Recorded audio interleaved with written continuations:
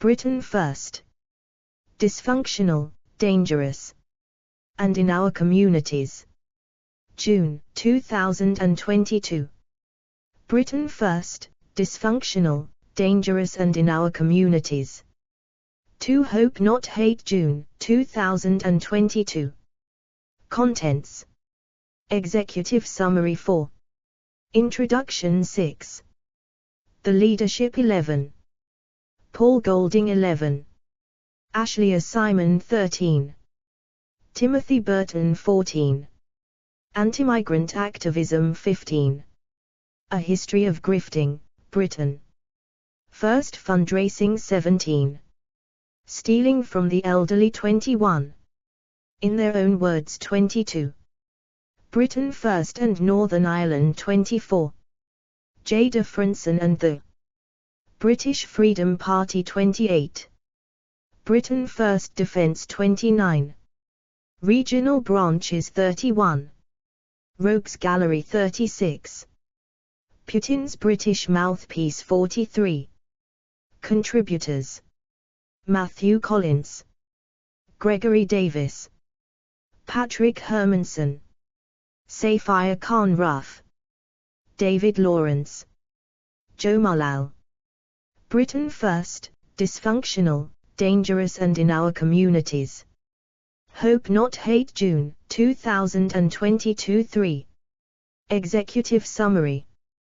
Britain First is one of the UK's most active far-right organisations. Between standing in elections and other campaigns, the group is active on the streets most weeks. The party experiences a near constant churn of activists and organisers, with leader Paul Golding being among the very few who have remained with the organisation since its founding. While at one point it gained millions of followers on social media, Britain First has always struggled to convert its online following to offline activism. At present, the group has over 20,000 subscribers on Telegram, but we estimate it has roughly 100 committed activists that attend offline activities. A number of Britain First members have extensive criminal histories, with leader Paul Golding himself carrying multiple convictions. Among the group's current key members is one of the UK's most notorious football hooligans who has dozens of convictions for violence and other offences, and is also a former member of the Nazi terror group Combat 18 and the British chapter of the Ku Klux Klan. One activist had prior convictions for stamping on his ex-partner's head before joining the group. Britain First's activist base is awash with racism and conspiracy theories, with many members posting racial slur-ridden rants on social media. Paul Golding and Britain First never miss an opportunity to ask their supporters for money. At times the group has raked in thousands of pounds via merchandise and donations.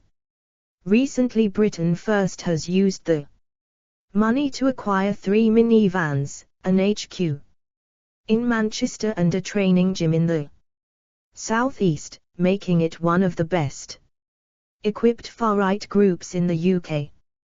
Paul Golding and Britain First has a long history of pro-Putin propagandizing.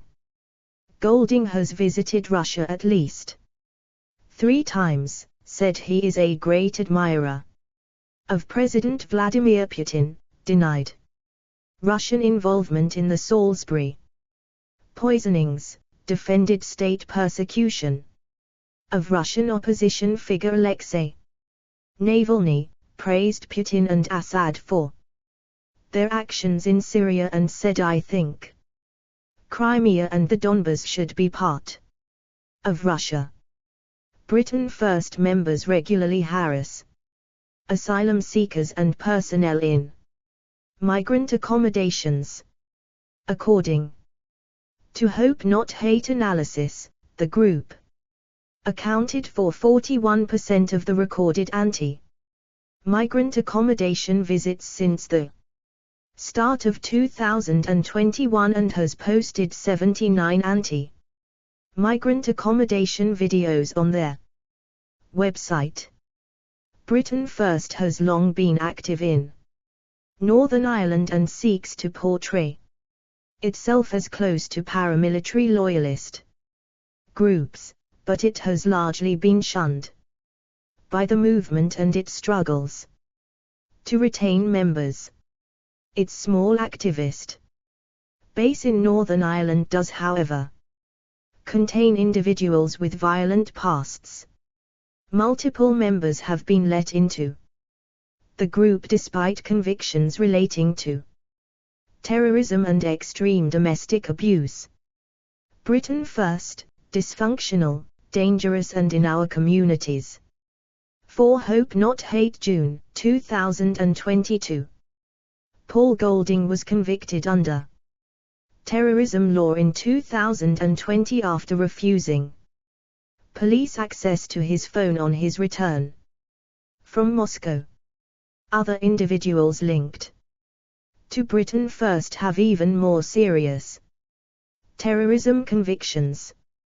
Anthony Barraclough was sentenced to 6 years behind bars in June 2022, after admitting to 3 counts of disseminating terrorist publications and 7 counts of distributing materials to incite racial hatred between November 2020 and February 2021. During this period, he was an active member of Britain First, protesting outside of migrant accommodation and attending other actions. Mason Yates was convicted in June 2022 for, on multiple occasions, downloading instructions on how to construct explosives and was given a 30-month sentence.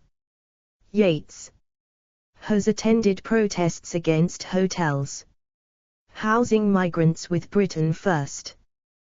Desmond Lundy has a conviction on terror charges after he admitted to possessing documents in preparation for an act of terrorism that included the UDA Code of Conduct in 2016. Lundy had multiple prior criminal convictions for threatening to kill his ex-girlfriend, stamping on her head and choking her with a shower hose. Marek Zakroki, a Britain First supporter in London, said he wanted to kill Muslims before he drove his van at a restaurant owner in London. In 2017, he told police it was to help Britain and that he was doing it for Britain. Zakroki had 2 Britain First magazines at his home.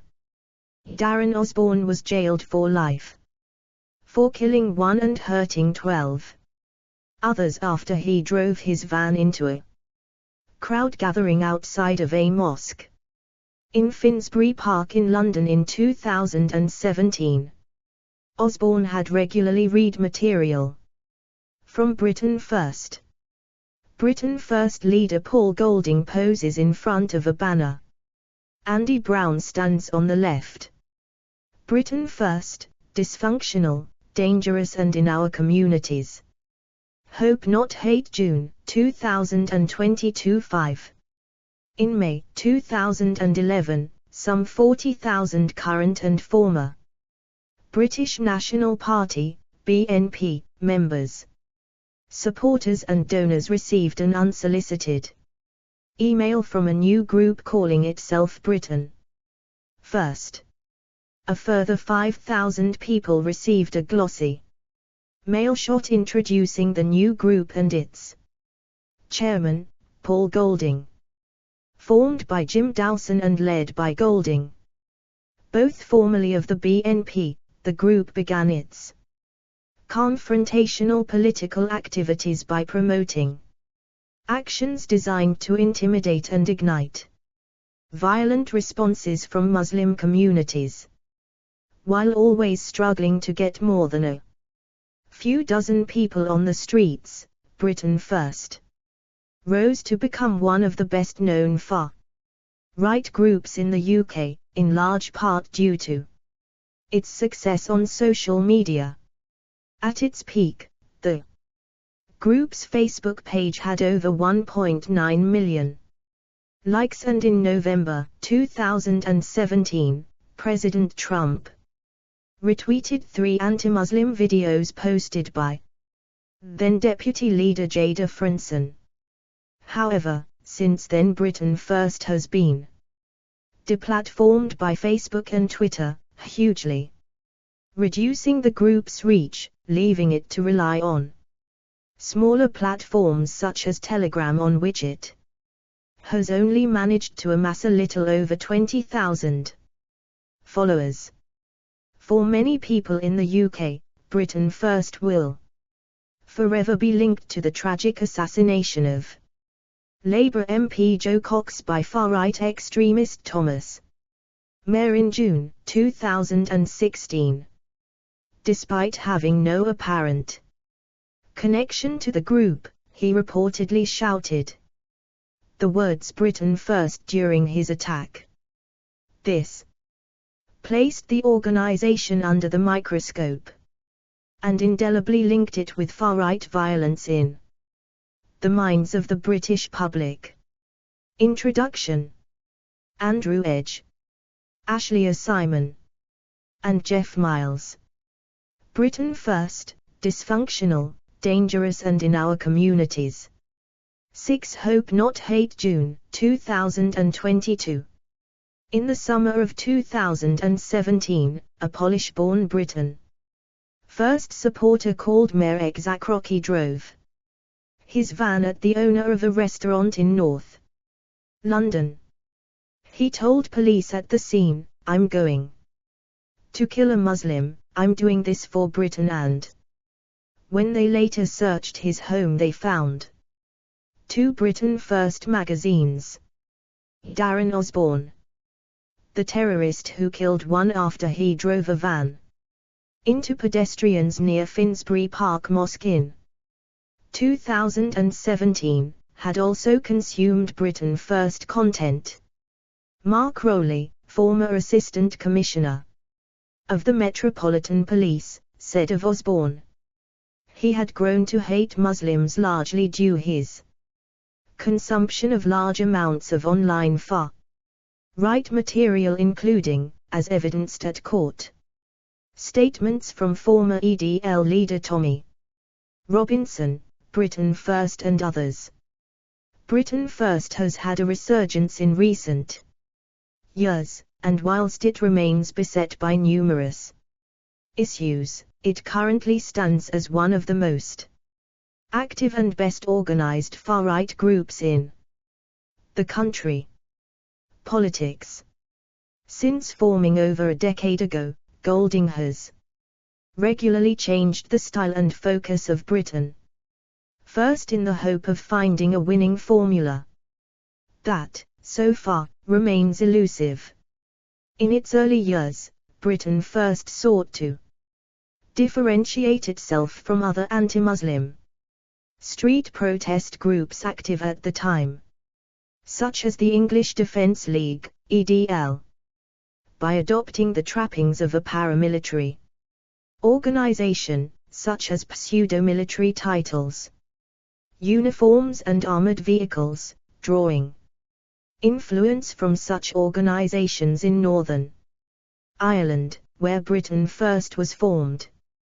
Paradoxically, the tactic only served to mark the group out as extremists, and even led to convictions under the Public Order Act 1936. The group first made headlines for its so-called Christian patrols and mosque invasions that saw activists descend on areas with large Muslim populations and storm into Muslim places of worship, famously driving military Land Rovers, Golding and a dozen other Britain First activists carried cans of lager and intimidated Muslims in East London in a desperate attempt to draw out Islamist groups. Muslim patrols for confrontation. These tactics attracted supporters enamored by confrontational direct action and stunts, in particular targeting Islamist extremist Anjem Choudhary's network. Through directly confronting opponents on camera, Britain First soon attracted support on social media. However, for some, including the founder Jim Dawson, the tactics proved too controversial, and he subsequently left the group. One element of Britain First's politics, which marks it out from the rest of the UK far right, is its emphasis on Christianity. In its early years, the group was heavily influenced by Dawson's brand of radical evangelical Protestantism, and became known for carrying large crosses on demonstrations. Since the departure of Dawson, and then deputy leader Jada Franson, the religious aspect of the group's politics has become less pronounced, though has not disappeared. One of Britain First's key principles remains a commitment to maintaining and strengthening Christianity as the foundation of our society and culture, and the group continues to be vocally anti-abortion. Britain First's brand of far-right Christianity explains in part its obsessive Islamophobia, seeing Muslims as a fundamental threat to British traditions and identity and subscribing to the idea of an ongoing clash of incompatible civilizations. However, while anti-Muslim politics has been at the forefront of the group since its beginning, it has a wider and more traditional far-right platform than some of their rivals within the so-called counter-jihad scene. In many ways, the group has more in common with fascist political parties like the BNP than it does with primarily anti-Muslim street organizations like the EDL. This became much clearer with the rise of the Black Lives Matter movement in the UK in 2020. For a period, Britain First pivoted away from Islam and Muslims and talked more explicitly about race and whiteness. The group released numerous images of Lee Rigby, Emily Jones and Charlene Downs, all white murder victims, with text overlaid reading White Lives Matter. It also held demonstrations that focused on race and organized to defend various statues and memorials, in response to protests about their links to slavery and colonialism. Ashley Simon, the party's current chair, has even said, "English people can't be black, English blood is white." The group has also pushed the racist Great Replacement conspiracy theory that alleges that white Europeans are being replaced by a sustained influx of immigrants. For example, claiming in a 2021 article that white Westerners are being subjected to an pernicious and evil campaign that amounts to genocide. One area that Golding has shied away from is open and explicit antisemitism. However, he has been happy to collaborate with Britain First, dysfunctional, dangerous and in our communities. Hope Not Hate June 2022 7. Known antisemites both during his time in the BNP, for example, once enjoying a close relationship with then leader Nick Griffin, but also while leader of Britain First. As part of his efforts to establish links to the international far right, he twice invited the strongly anti-Semitic Polish hate preacher, Jacek Miedla, to speak at rallies in 2017. In both instances, he was prevented from entering the UK. Another figure invited to speak at a Britain First rally was Piotr Rybak, previously indicted for inciting hatred after he burned an effigy of an Orthodox Jew at a protest. Over the past 3 years, Golding has once again pivoted the focus of Britain First in the hope of garnering mainstream traction. With cross-channel migration by boats hitting the headlines, he made opposing it a core element of Britain First's activism, emulating the mosque invasions that made the group notorious. Golding and his activists continue to storm into migrant accommodation and confront people with cameras. Unfortunately for Golding, this tactic has not secured the same wide dissemination on social media as the group experienced in its early years. Electoral politics. While the group made its name through confrontational street protests, it has regularly focused its energy on electoral politics. In the early years, Britain First launched the National People's Party as its electoral vehicle, but subsequently registered Britain First itself in January 2014. According to accounts at the time, the party had a total income of £159,516 in 2014, 3 times what it raised the previous year, but spent nearly all of that on campaigning. A total of 286 parties reported having gross income and total expenditure of £250,000 or less in 2014. 3 parties reported income and spending between £100,000 and £250,000. This made Britain First the best funded of all small parties registered with the Electoral Commission. In these Britain Firsts minivans in Wakefield, West Yorkshire. Britain First, dysfunctional, dangerous and in our communities. 8 Hope Not Hate June 2022. Accounts, the party claimed a membership of 15,072, up from 3,640 the previous year. To put this into context, at its peak with 2 MEPs, 60 plus local councillors and a full-time staff of around a dozen, in 2009 the British National Party, BNP, had only around 15,000 members themselves. However, many believe Britain First's membership claims have always been hugely exaggerated.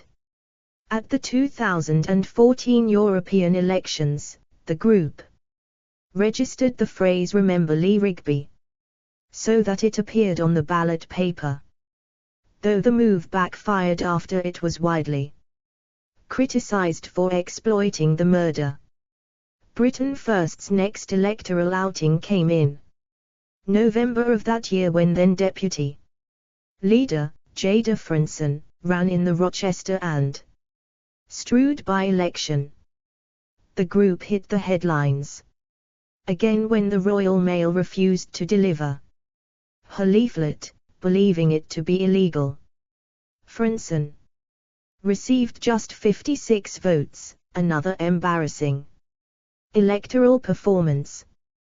Golding then stood himself in the 2016 London mayoral elections, polling just 1.2%. During the victory speech of Labour's Sadiq Khan, Golding turned his back on the winning candidate. And Britain First later tweeted, "Islamic extremists not welcome." After this string of disastrous results, the party was eventually deregistered by the Electoral Commission in 2017 after Golding failed to renew its registration in time. This did not stop the Electoral Commission fining the group £44,200 in 2019 for multiple breaches of electoral law, including its failure to keep accurate donation and financial records. Golding worked hard to ensure the party was re-registered and, after numerous failed attempts and legal challenges, the group finally succeeded in 2021. However, prior to this success he had already begun to reorganize Britain First into a more serious electoral machine.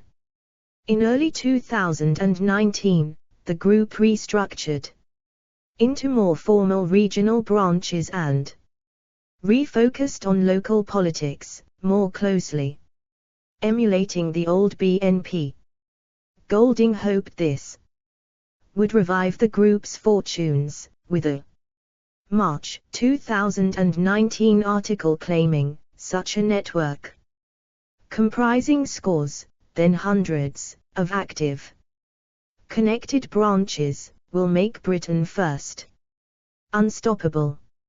However, the group's first test at the ballot box, since being re-registered in May 2022, proved as unsuccessful as before.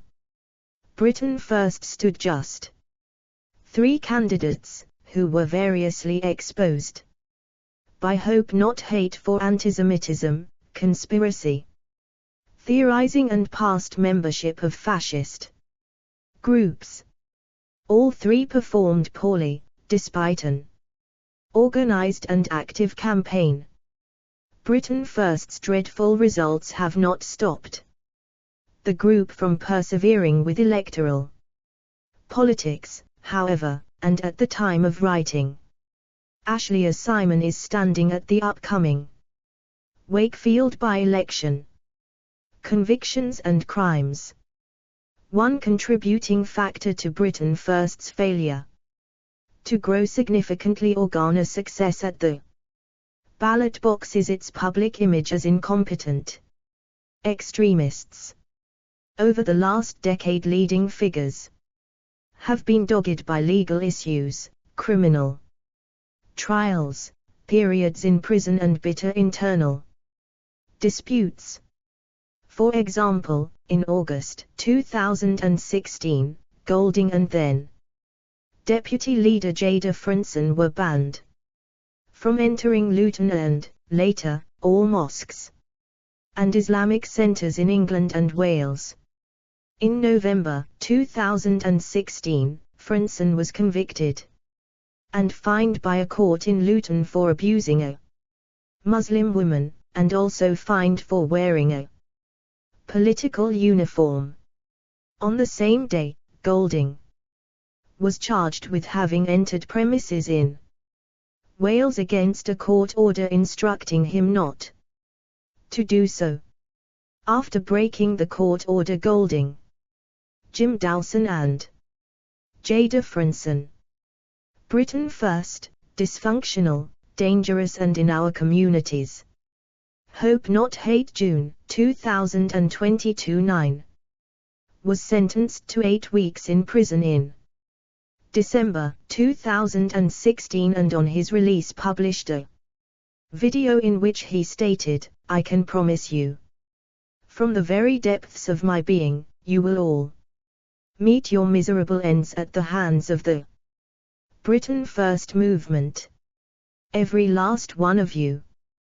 Despite his big talk upon release, in March 2018, Golding and Frenson were both jailed again for 18 weeks and 36 weeks respectively, for religiously aggravated harassment. Then, again, in 2020, Golding was charged under the Terrorism Act for refusing to provide access to his digital devices following an arrest. Splits and schisms. The group has also been hindered by internal splits and acrimonious schisms. In 2014, founder Jim Dawson left the group and blasted Golding, publicly stating that the group is being overrun with racists and extremists, and that it has just become a violent front for people abusing the Bible. Then in 2019, the deputy leader Jada Frenson, who was arguably the group's best-known figure, left the party claiming that Golding was a domestic abuser. A BBC Spotlight documentary uncovered recordings of Golding admitting to assaulting Frenson and another woman. In 2022, Golding and his associates were ordered to pay Frenson £75,000 in damages. The revelations that Golding hits women has severely undermined his claims to be a protector of women from Muslims.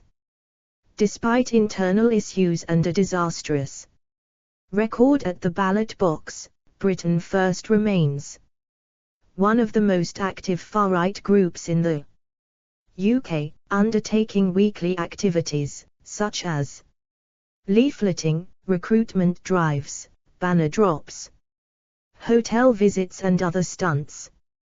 The group also has the best infrastructure on the far right, with 3 minivans, an office and a training center for its defense force.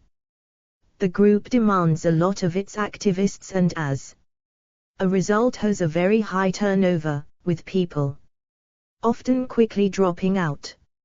However, those who remain are usually highly motivated and willing to travel and to turn out for actions most weekends, meaning that while the group continues to be very small in terms of actual active members, it has an outsized ability to negatively impact its target communities. Paul Golding, left, with Jada Frenson, right.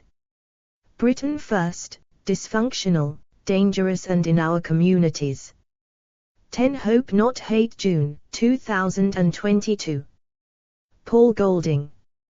Paul Golding is the co-founder and leader of Britain First. Hailing from Dartford, Kent and now residing in Salford, Greater Manchester, Golding has spent over 2 decades in UK far-right politics and is the dominant personality in Britain First, the British National Party.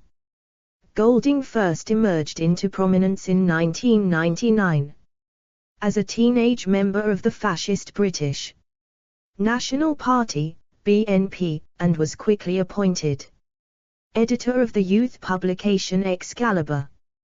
Given the title of Director of Publicity, Golding also briefly took the reins of the BNP's flagship magazine, Identity, having established a close relationship with then-leader Nick Griffin. As a party propagandist, Golding pushed the BNP's brand of racial nationalism, seeking to cloak the party's fascism under a guise of false patriotism. As he later told a party meeting, "We have hijacked the Union flag, now we must hijack the word British." Golding's exploits generated both internal Rancor and bad press, however, and his rise in the party soon slowed. Notable instances included his drunken arrival at the cenotaph on Remembrance Sunday with a pair of women's underwear on his head, and a violent altercation with future BNP councillor Lawrence Rustom. Golding was demoted in 2002, in part due to the maneuvering of Mark Collett, the current leader of the fascist group Patriotic Alternative. Golding re-emerged as a force within the party in the late 2000s, adopting the role of projects coordinator. He was elected as a BNP councillor in Sevenoaks District Council, Kent, in 2009, but within months was accused of having done nothing by residents in the local newspaper, having helped to arrange the purge of various high-ranking BNP officials. Golding followed the influential party fundraiser Jim Dawson to Northern Ireland, belatedly quitting both the BNP and his council post in 2011. Britain First. In Belfast, Golding helped Dawson launch Britain First, returning to England in 2013 in the hopes of building links with the English Defence League and various splinters. Now at the helm of a confrontational new vehicle, Golding quickly gained notoriety for his extreme worldview, relentless fear-mongering, and inflammatory actions, leading Britain First's patrols and attempts to intimidate opponents. Examples include threatening to bury a pig at the site of a planned mosque in Dudley in order to contaminate the land and prevent its construction. Branded a narcissist by a prominent former member, Golding's temperament and tactics have been at the center of many rifts within the group, including the leadership. Paul Golding and Jean-Marie Le Pen, Holocaust denier and then leader of the Front National, 2000. Paul Golding arrives at the cenotaph on Remembrance Sunday sporting underpants on his head. Britain First, dysfunctional, dangerous and in our communities. Hope Not Hate June, 2022 11. With Dawson, who quit the group in 2014. Describing Golding's mosque invasions as provocative and counterproductive, as well as unacceptable and unchristian.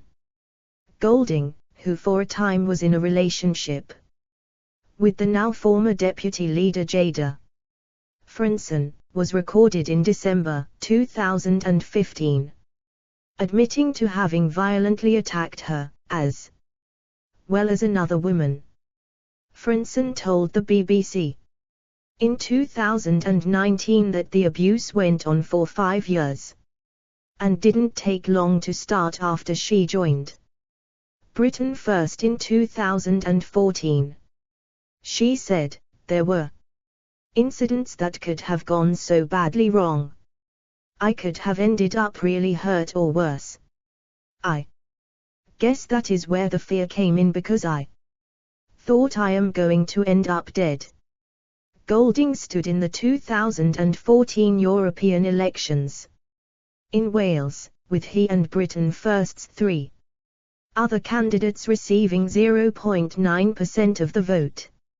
And also for London Mayor in 2016, polling just 1.2% and attracting press coverage for turning his back during the victory speech of Labour's Sadiq Khan. Legal issues. Britain First's aggressive approach soon landed both Golding and Franson in legal hot water. For example, in 2016 the pair were banned from entering Luton and all mosques in England and Wales. In December that year, Golding was jailed for 8 weeks for breaching the injunction, having attempted to enter a mosque in Cardiff, temporarily handing the leadership of the group over to Frenson. On his release in January 2017, 6 months after the MP Joe Cox's murder by a far-right terrorist, Golding released a startling video in which he claimed his time in prison had made him even more angry, more determined and more bitter. He went on to issue a chilling threat to politicians and journalists who have committed crimes against our nation, claiming they would succumb to this movement eventually and endure a day of reckoning for your crimes. Continuing, every lie, every act of treachery, will be revisited on you tenfold. I can promise you, from the very depths of my being, you will all meet your miserable ends at the hands of the Britain First movement. Every last one of you. In March 2018, Golding and Frenson were both jailed again for 18 weeks and 36 weeks, respectively, for religiously aggravated harassment. The incident would play into Frenson's official resignation from Britain, first in January 2019. Later that year, Golding, who was based in Belfast at the time, was sentenced to 3 months imprisonment, suspended for 2 years, for producing material intended to stir up hatred in Ballymena, Northern Ireland. In March 2020, Golding was charged under the Terrorism Act for refusing to provide access to his digital devices, following an arrest on his return from one of his trips to Russia in October. By Britain First's own count, by October 2021, Golding had been arrested 20 times, been in 3 different prisons and prosecuted 10 times, as well as facing trial on further occasions. Golding has made his own feelings about the police clear, stating, "You've got to remember the police are not on our side. They're a bunch of self-serving, corrupt jobsworths. I've got no sympathy and no love for the police." Last man standing. Golding is one of the few constants throughout Britain First's turbulent history, having led the group through numerous reorganizations, strategic shifts and splits. He continues to travel the country to speak at branch meetings, head protests, harass opponents, target hotels and undertake other inflammatory stunts. However, whilst Britain First once looked set to occupy the space left by the BNP and the English Defence League, Golding's own gaffes and legal issues have overshadowed the group's victories. His leadership style and volatile character have burned numerous bridges, and he has been at the centre of a number of conflicts in the UK far right. Despite his desperate attempts to keep the venture afloat, Golding bears a large amount of personal responsibility for alienating much of Britain First's potential activist base and driving the group further into the political fringes. Police mugshots of Paul Golding and Jada Frenson, March 2018. Britain First, dysfunctional, dangerous and in our communities. 12 Hope Not Hate, June 2022. Ashleigh Simon. Ashleigh Simon, aka Ashleigh Robin, is chair of Britain First, the Northwest Regional organizer and, after leader Paul Golding, the group's most visible and influential activist. Since joining the group in 2019, Simon has led numerous actions and headed Britain First's recent electoral efforts, as well as taking on much of the group's organizational duties. Claiming to be motivated by Brexit, Simon first emerged on the political fringes in early 2019 through her involvement in a UK Yellow Vests-style movement, which was dominated by far-right activists and conspiracy theorists, and gained notoriety for harassing Remain supporting MPs and journalists around Parliament Square. During this time she was close to James Goddard, then the face of the Yellow Vests UK and a political rival of Golding.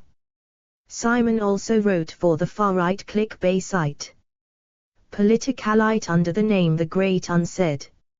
Simon sided with Britain First in the summer of 2019, during a period of conflict within Manchester's far-right.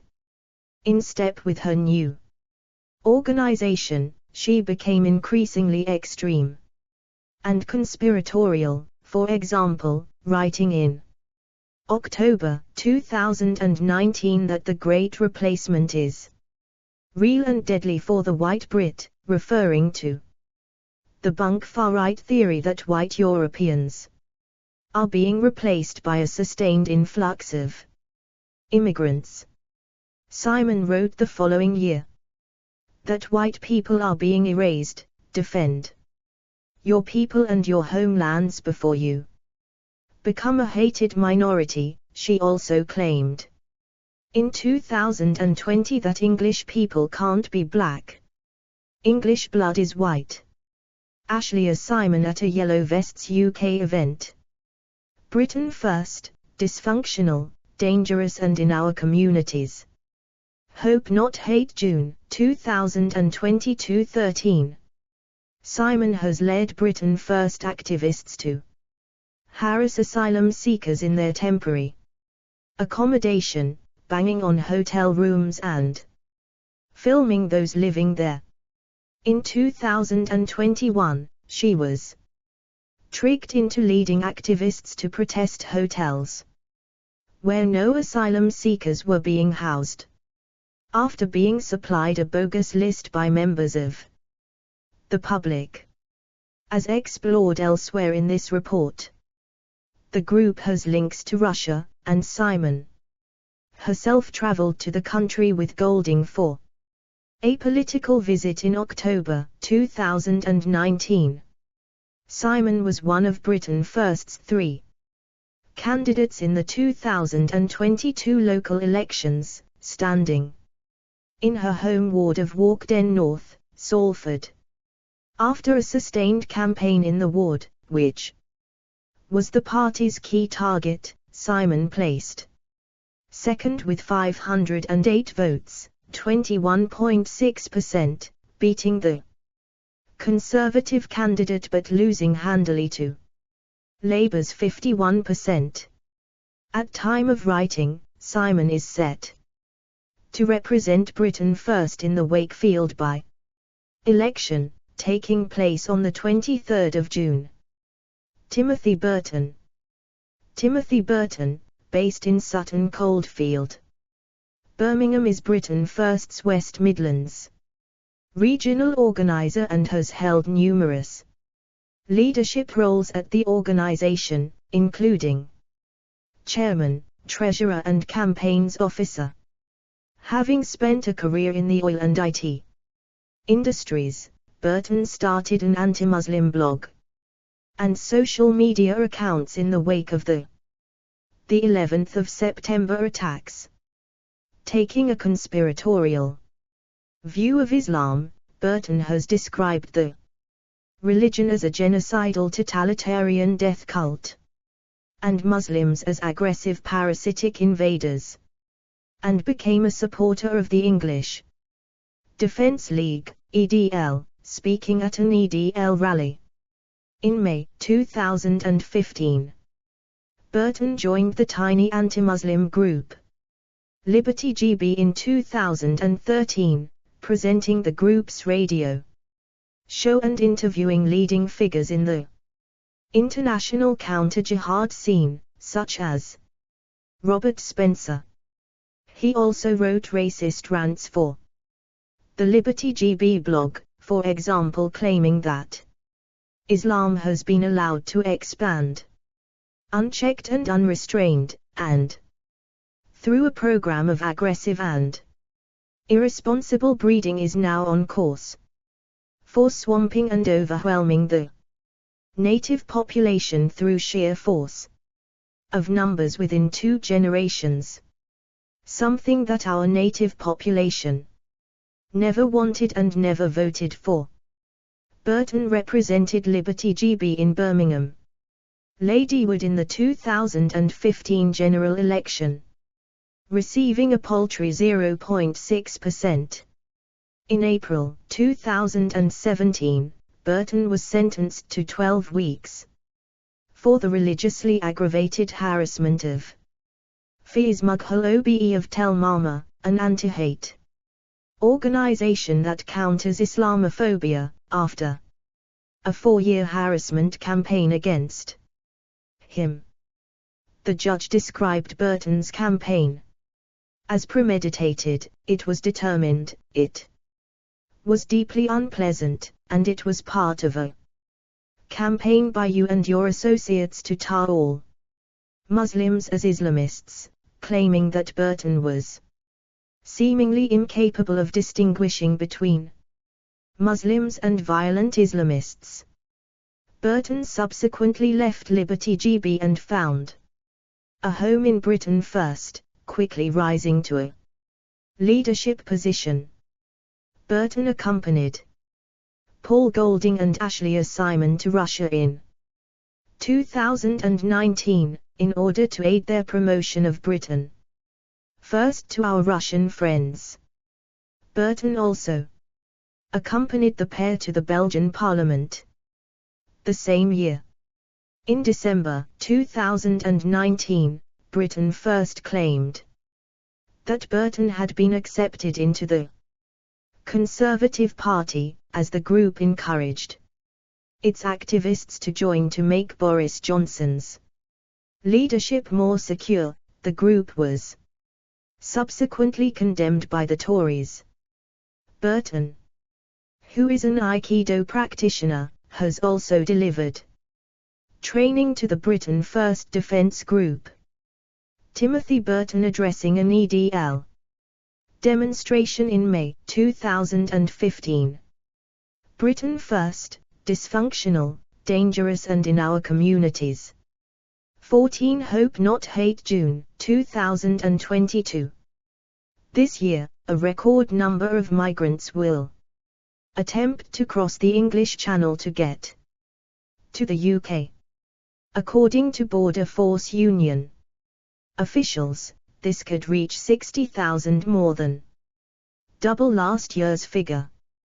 While the number of immigrants arriving in the UK is a fraction of those who flee to Europe, Britain First has long attempted to convince the electorate that the country's social and economic problems are all due to mass migration, especially non-white and Muslim migration. The group's ideal solution is to reduce immigration drastically, deport all illegal immigrants and asylum seekers and encourage legal immigrants to leave the country. Its tactic, however, is to film activists harassing asylum seekers and security guards to create social media content. The camera jolted across the Christmas tree in the foyer at the Holiday Inn before moving swiftly towards the canteen where asylum seekers were quietly eating their breakfast. The Britain First member behind the camera accosted several people, asking them where they came from, whether they were waiting for housing and how long they had been in the hotel. Some of the asylum seekers smiled, others simply answered before a security guard intervened and the activist was told to leave the premises. This is a typical scene in the 79 videos that members of Britain First filmed at hotels they suspected of housing asylum seekers. Since the start of 2021, the UK government is responsible for housing migrants while their asylum claim is processed and they are placed in various types of accommodation, including hotels and bed and breakfasts across the country. Often, the Britain First activists attempt to get into the accommodation by not identifying themselves accurately, and shouting phrases such as "we're just reporting." However, their hate of migrants is evident on the group's social media channels, which are awash with language describing asylum seekers as fighting age men, invasion, rapists, swarm and criminals. One message on Telegram reads, "Ready for battle. Defending British children against migrant rapists." Immigration has always been a central issue for the British far-right, and various supporters have been active in this area.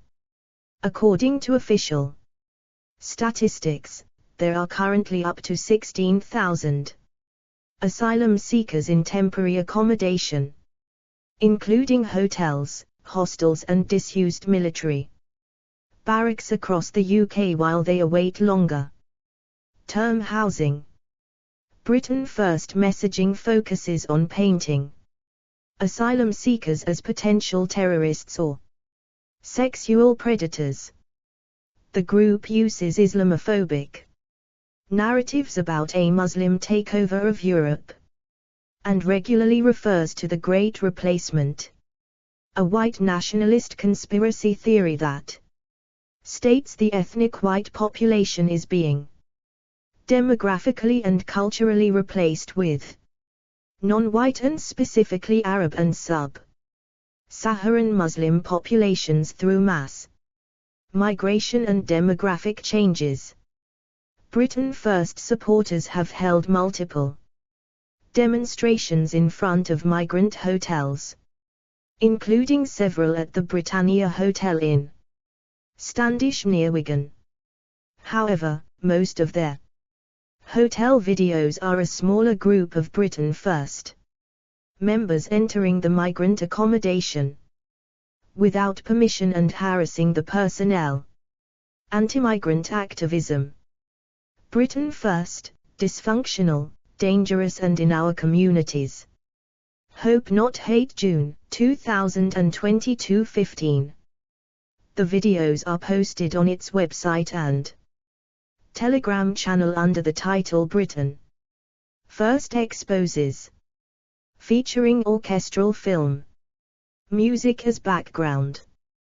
The posts always include details on how to follow, join and donate to the group.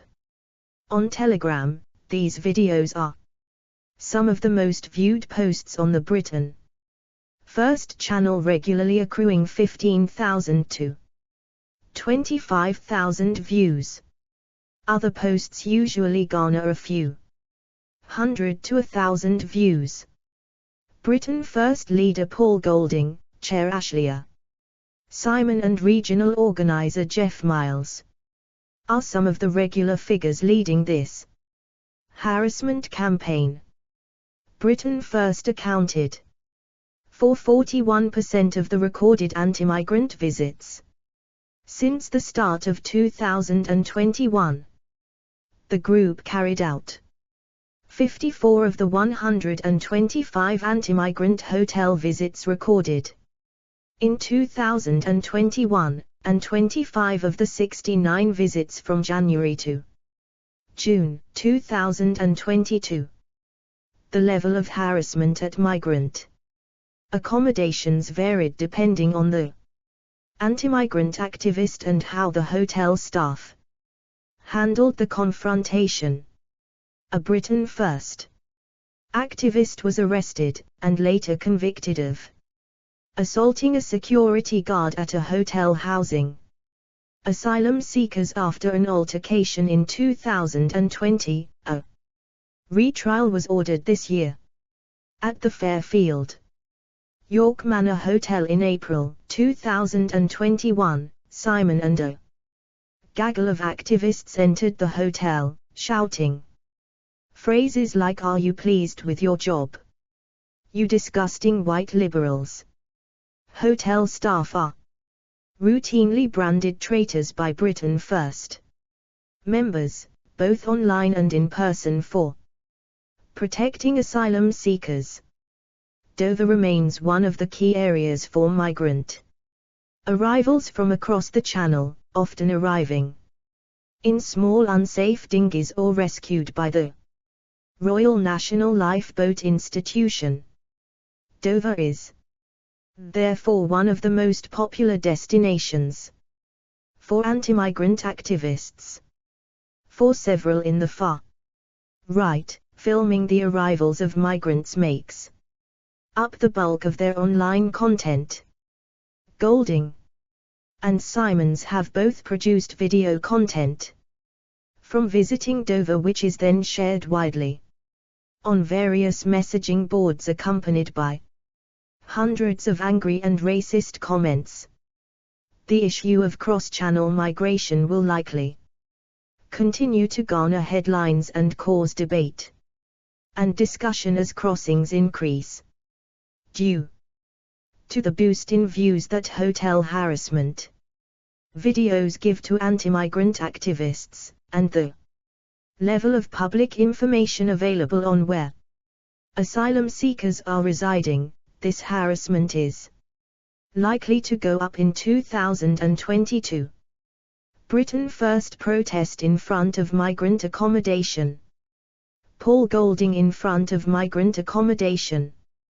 Britain First, dysfunctional, dangerous and in our communities.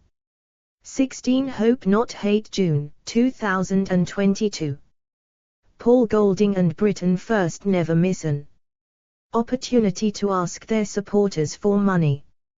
At times the group has raked in thousands of pounds via merchandise and donations. Recently, Britain First has used the money to acquire 3 minivans, a HQ in Manchester, and a training gym in London, making it one of the best equipped far-right groups in the UK. However, not all of their funds have been raised ethically. A previously loyal British National Party, BNP apparatchik, Paul Golding was considered by his former colleagues as having been promoted above and beyond his capabilities. In every role, even as a district councillor for the party, he'd been considered lethargic at best. By the time the BNP's political fortunes and money ran dry, Golding had been earning a very healthy stipend as both director of BNP publicity and overseeing its plummeting online donations. With the simultaneous launching of the National People's Party, NPP, and Britain First, Golding was written off as little more than a gullible front man, a puppet for the BNP's controversial and hated former fundraising guru Jim Dawson. His much vaulted conversion to thunderous and rapturous Presbyterianism was seen as another necessity Golding had undertaken, primarily to earn a living without hard work.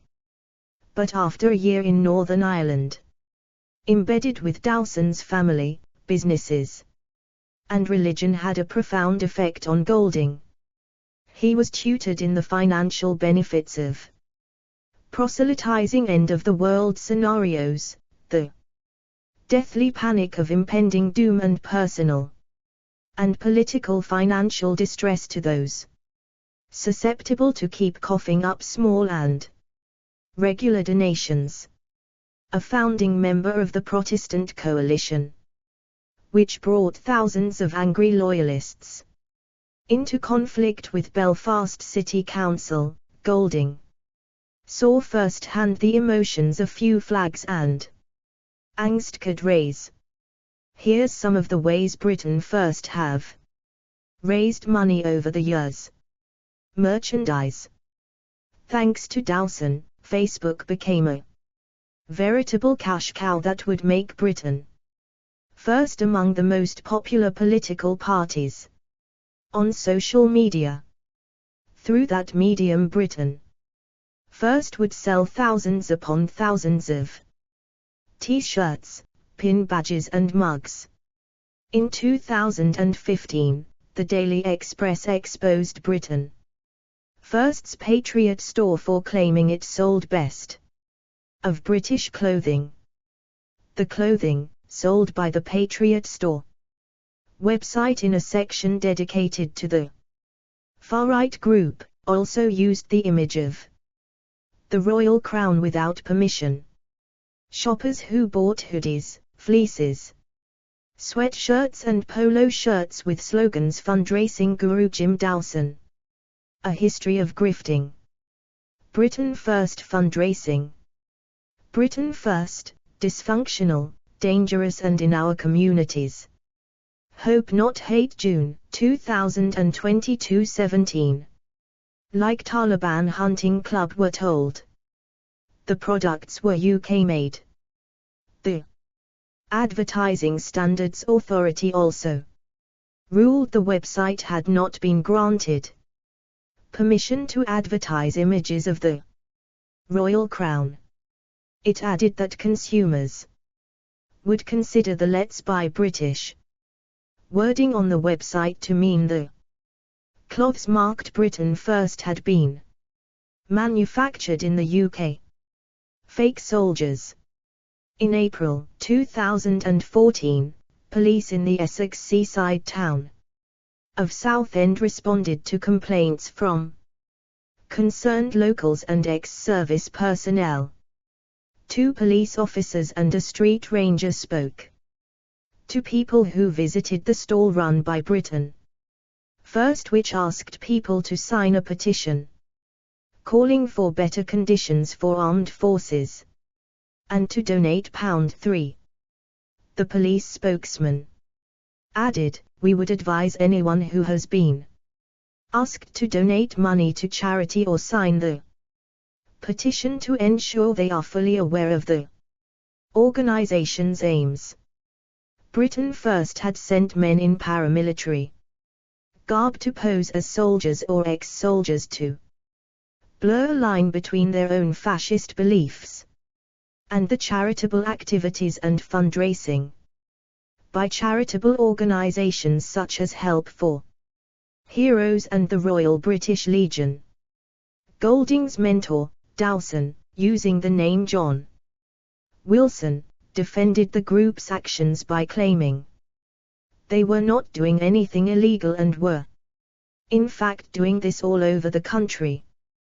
Britain First had sidestepped permit rules by simply handing out badges to anybody who signed their petition and, inadvertently, made a donation of more than £3 to Britain First.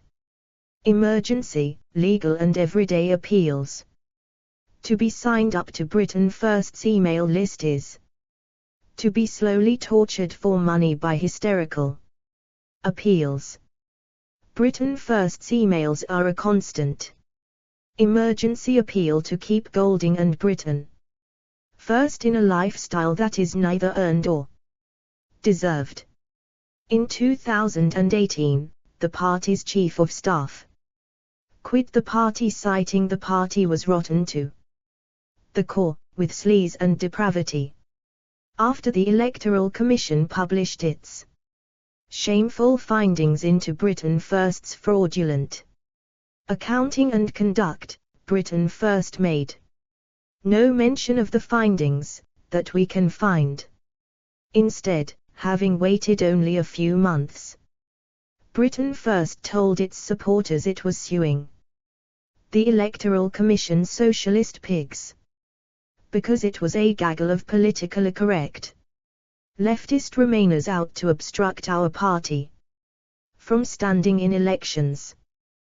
This was not the case, obviously, but so began a series of emails demanding and begging supporters for money.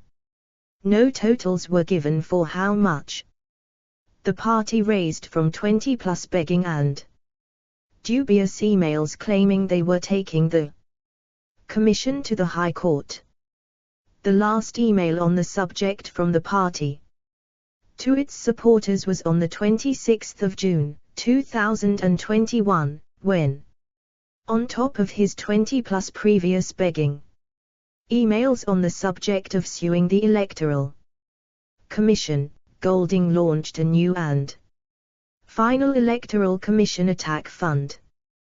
This appeal was for another £12,000 to fight the Electoral Commission in the High Court. Further back in January 2020, Britain First asked supporters for £5,000 to add to existing funds to power our legal action against the Commission, bragging proudly that since 2011, we have endured and survived around 15 different legal battles. Britain First was re-registered by the Electoral Commission on the 27th of September, 2021, not as a result of a High Court battle between Britain First and the Electoral Commission, but, according to The Independent, its official registration as a political party was announced hours after Golding, 39, and his former deputy, Jada Frenson, 35, agreed to pay substantial damages to settle a libel case. The High Court. Britain First, dysfunctional, dangerous and in our communities. 18 Hope Not Hate June, 2022. Heard that they falsely claimed the Halal Food Authority and 2 employees were involved in funding terrorism in February 2017, and offered no defense to the resulting defamation claim. Frenson, who was estranged from Golding and Britain First at the time of the settlement, lost her home. Suing Facebook, suing everyone. Although it is almost impossible to keep track of the number of appeals Britain First launches to help pay for the myriad of either self-inflicted or totally pointless causes, Hope Not Hate recorded between February 2018 and February 2019 appeals for legal challenges and legal fees for a total of £210,800. Another battle the party undertook was an appeal for funds to sue Facebook. Kicked off the social media platform in March 2018, Britain First attempted to use articles guaranteed under the Good Friday Agreement in Northern Ireland, where Britain First were temporarily domiciled. The party launched an appeal for £35,000 to fight Facebook in June 2018 and an appeal for £15,000 for its Facebook Freedom Fund 2 months later. Despite a temporary reprieve granted for Britain First Northern Ireland and threats and updates detailing court cases, no court cases known to us eventuated and Britain First remains barred from the social media platform.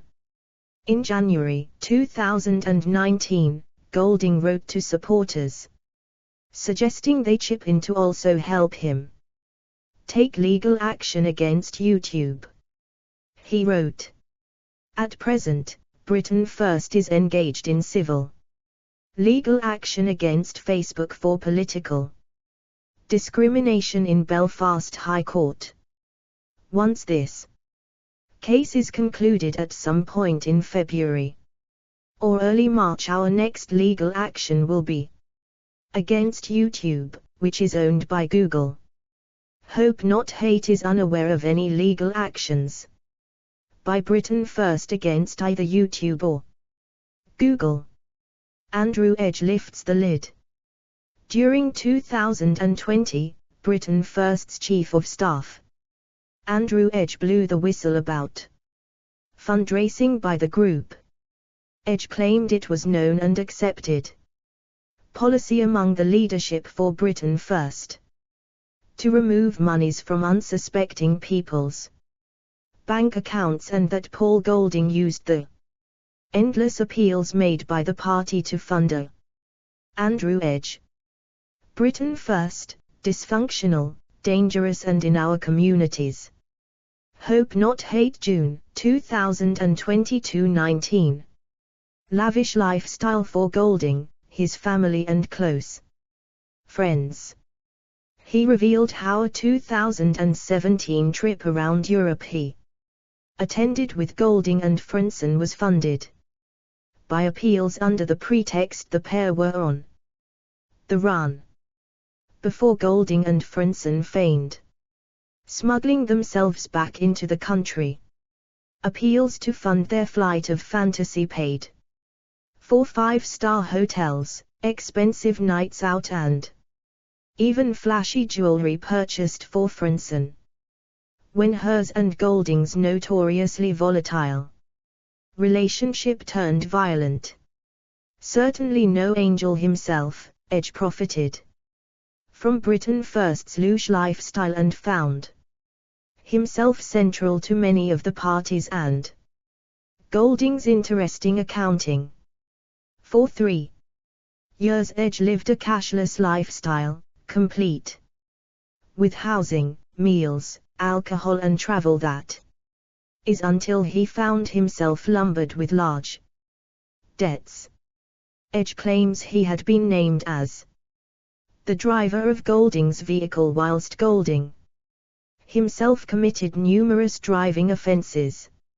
A legal opinion sought by Hope Not Hate about a number of claims made by Edge about Golding suggested Edge, who had mild learning difficulties on account of dyslexia, had been the victim of coercive control by Golding. Edge's flight from Britain First led to another appeal from Golding and his new partner, Ashleigh Simon. Simon, who describes her occupation as political, is a full-time activist for Britain First and houses the party from her rented semi in Manchester. Simon was appointed a director of Patriot Books in 2020. The company has twice faced compulsory strike-off by Companies House. Simon launched a security appeal in November 2020 to fit alarms at her home/party offices for £7,000. Simon wrote, "This is such a serious situation confronting our movement that Paul has promised to write to everyone personally who chips in and helps make our security action plan a reality." By the 21st of November, Simon claimed they had already raised £4,880 for AHQ security operation. The resultant security features, according to someone who viewed them, looked like little more than cheap, £60 self-install alarms purchased from Screwfix. Golding claimed in an email that Hope Not Hate had paid Andrew Edge to murder Golding and his family. Despite visits and complaints to the police made by Golding, no charges eventuated. Did Britain first rob Tom Foley? One of Edge's most damning allegations about Britain first concerns the fortunes, or lack of fortune, of former serviceman Tom Foley. In March 2019, Foley undertook to walk in protest about his homelessness and all-round generally hopeless situation. In March 2019, Britain first reported homeless veteran Tom Foley is at present on a lone protest walk from Lincoln to London. This long-serving ex-soldier has been made destitute by the leftists in Lincoln Council. Britain first launched an appeal to help the former soldier, writing Britain First is currently trying to raise £1,500 for Tom so he can get a one-bedroom flat when he finishes his protest walk in a few days. By the 17th of March 2019, Britain First claimed it had raised £1,130 of their target. Andrew Edge claims the figure raised was between £1,700 £17,400. The party duly paid Foley his £1,500, but little or nothing was ever seen or heard about him from Britain First. That was until Britain First's commercial rivals, migrant hunters Alan Leggett, aka Active Patriot, and the little veteran Nigel Marcham, found Foley destitute and homeless again in February 2022. Foley attacked Britain First in a series of interviews claiming Britain First were obsessed with money, it's all about money. With Mr. Golding, he said in a YouTube address that month. Addressing Golding, Foley said, "I know how much money you raised, I know where it is." Foley also alluded to an open rumor that Golding and Ashley Simon keep monies in bank accounts at the Wells Fargo Bank in New York. Foley also claimed Golding's erstwhile former Chief of Staff Andrew Edge had offered to sell Foley's story for 20 or 30 grand to the newspapers. Addressing Golding again, Foley demanded the other £15,000 he believes he is owed by Britain First from the monies they raised on his behalf. Britain First responded hysterically, claiming Foley had been staying with members of Hope Not Hate staff who had fed him drugs and alcohol. Nobody from Hope Not Hate has ever had any contact with Foley, as Golding and Britain First well know. Britain First, dysfunctional, dangerous and in our communities. 20 Hope Not Hate, June 2022. Stealing from the elderly. Faith is in her 80s. And very sprightly for her age. During lockdown, she admits to becoming very desperate and depressed. A born-again Christian, she looked around for something or somebody that would inspire her and shared her beliefs.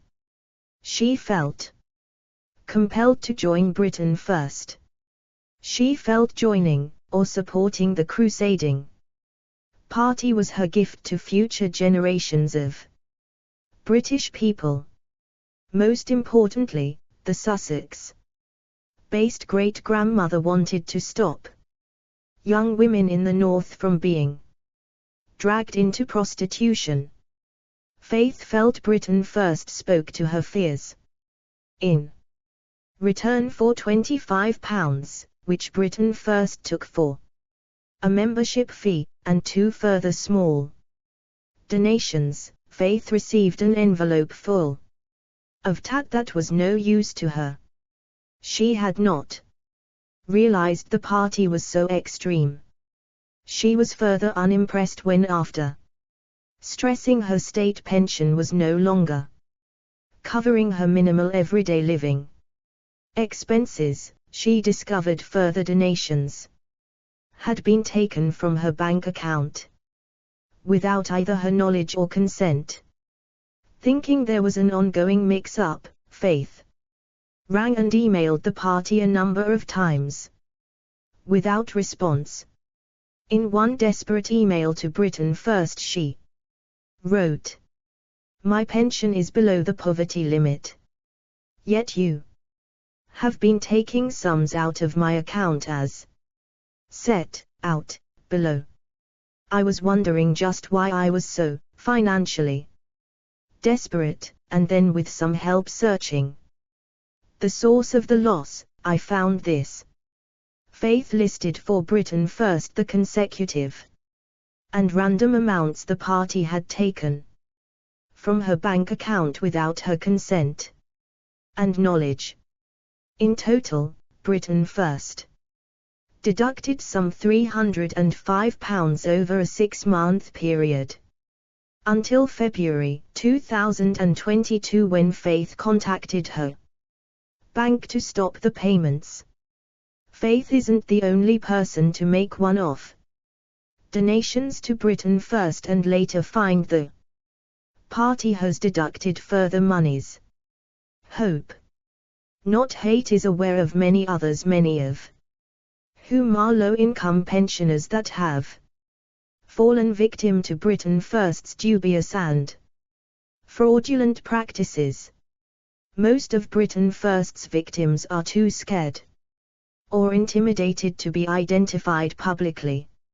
Many believe, as does Hope Not Hate, that Britain First used computer software available on their platforms to sign unsuspecting donors up to a direct debit or standing order. And once these unsuspecting debtors realized regular amounts of money was leaving their accounts, the party simply ignored their pleas for help until such a time they contacted their own bank themselves to stop payments. For the person donating to Britain First, it's a simple mistake to make. For Britain First deliberately make their donation buttons confusing. Banks think withdrawals are being made as a standing order, whilst the donor thinks they have just made a one-off donation. One former staffer at Britain First has told us how, when the party bothered to answer their phone, literally dozens of people would be complaining, some desperately, that Britain First had taken money from their account without what they thought was their consent. Little old ladies, some of them begging us to stop taking the payments. Britain First didn't care, and nor did we tell them. It was up to the person to contact their bank themselves. There were literally hundreds of people having as little as £5 per month taken from their accounts. Britain First donation form. Britain First, dysfunctional, dangerous and in our communities. Hope Not Hate, June 2022-21. Below is a selection of quotes from Britain First activists. This section provides insight into the extreme content posted by Britain First members, and includes offensive text. Racial slurs have been starred out by us. Lee Bishop. Activist, Eastern. If Turks are white, why is the term Turkish soap dodger a thing? They are d******, plain and simple. Telegram, the 29th of May, 2020. It's not AC******n, not an Arab or ch*NK or p*Kiso. Yes, he's a white man. Telegram, the 17th of June, 2020. Kyle Burgess, Regional Organizer and Candidate, Wales. Jews wanna take over the world. I watched a documentary, Did you see Europa: The Last Battle? I don't hate Jews really, but they do seem extra quiet, a little too quiet. Telegram, the 30th of April, 2020. So they're bringing people over to massacre us. British politicians are more than happy to let them do this, obviously. Time to get armed. People, seriously now. Telegram, the 23rd of August, 2021. Tim Burton, Regional Organizer, West Midlands. What is it about Islam that turns all Muslims into total cunts? Islam seems to bring out the worst in the human spirit. Twitter, the 31st of August, 2012. Not just because they're Muslims, it's because they are aggressive parasitic invaders, as Muslims are everywhere. Twitter, the 13th of October, 2012. Damien Byng, activist, West Midlands. *Rats need exterminating.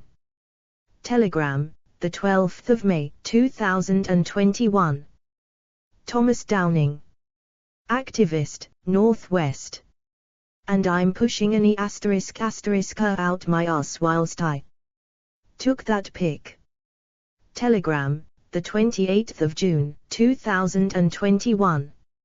Philip Kelly, activist, North West. It's not the country, it's the government that should be finished. All the black and brown immigrants are fighting age and Muslim. At least the Ukrainian refugees are mainly Christian OCS. Telegram, the 7th of March, 2022. A civil war has to happen soon before we become the minority, if we aren't already. Telegram, the 29th of April, 2022. Jeff Miles, Regional Organizer and Candidate, Eastern. I find watching the Winter Olympics so refreshing. Haven't seen one black competitor. And therefore zero whinging Negroes crying into their fried chicken that they've been racially abused. No Muslims screaming Allah Akbar and beheading a child. But then all the events require skill and dedication and brain work, so that counts the black and p** out. They are far better suited to the Summer Olympics, where all they have to do is run in straight line. VK, the 11th of February, 2022. British justice is great if you're a murdering p***. VK, the 16th of February, 2022. Oswald Mosley, a man before his time and a great one. VK, the 2nd of April, 2022. In their own words. Britain first, dysfunctional, dangerous and in our communities. 22 Hope Not Hate, June, 2022. Nick Scanlon, candidate, South East. You can ban as many knives and films as you wish. The reality is nothing is going to change until the primitive culture which has been brought to our shores and allowed to flourish is remigrated from our once tranquil and harmonious nation. Resist the Africanization of our cities. Twitter, the 25th of November, 2019. Of Black Lives Matter activist Sasha Johnson, who had suffered severe brain injuries from a gunshot to the head. Ideally she should be remigrated back to her native homeland but nonetheless watching right-wingers wishing her a speedy recovery is quite frankly pathetic. Twitter, the 24th of May, 2021. Donald Sourworth, activist, Northwest Rothschild Jew Rats. Telegram, the 26th of May, 2021. Mike Taylor, activist, East Midlands. Patel is a Hindu, so is not helping her own, but obeying the requirements of NWO in conjunction with the Calgary Sikh plan, the believers of which are very dangerous to the future of the white Christian people. Telegram, the 15th of March, 2022. A Portsmouth Council official is apparently devoid of what the New World Order are doing regarding the Calgary Sikh plan, where white people will be eliminated and make it easy for them to control mixed race communities. It's people like Soros, Rothschilds etc., the money people who want to rule everything, ironically making people slaves again. Telegram, the 26th of March, 2022.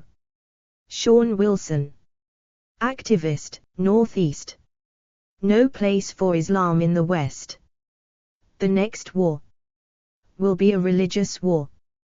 We're at war with Islam, and it'll only get worse. Twitter, the 30th of October, 2020.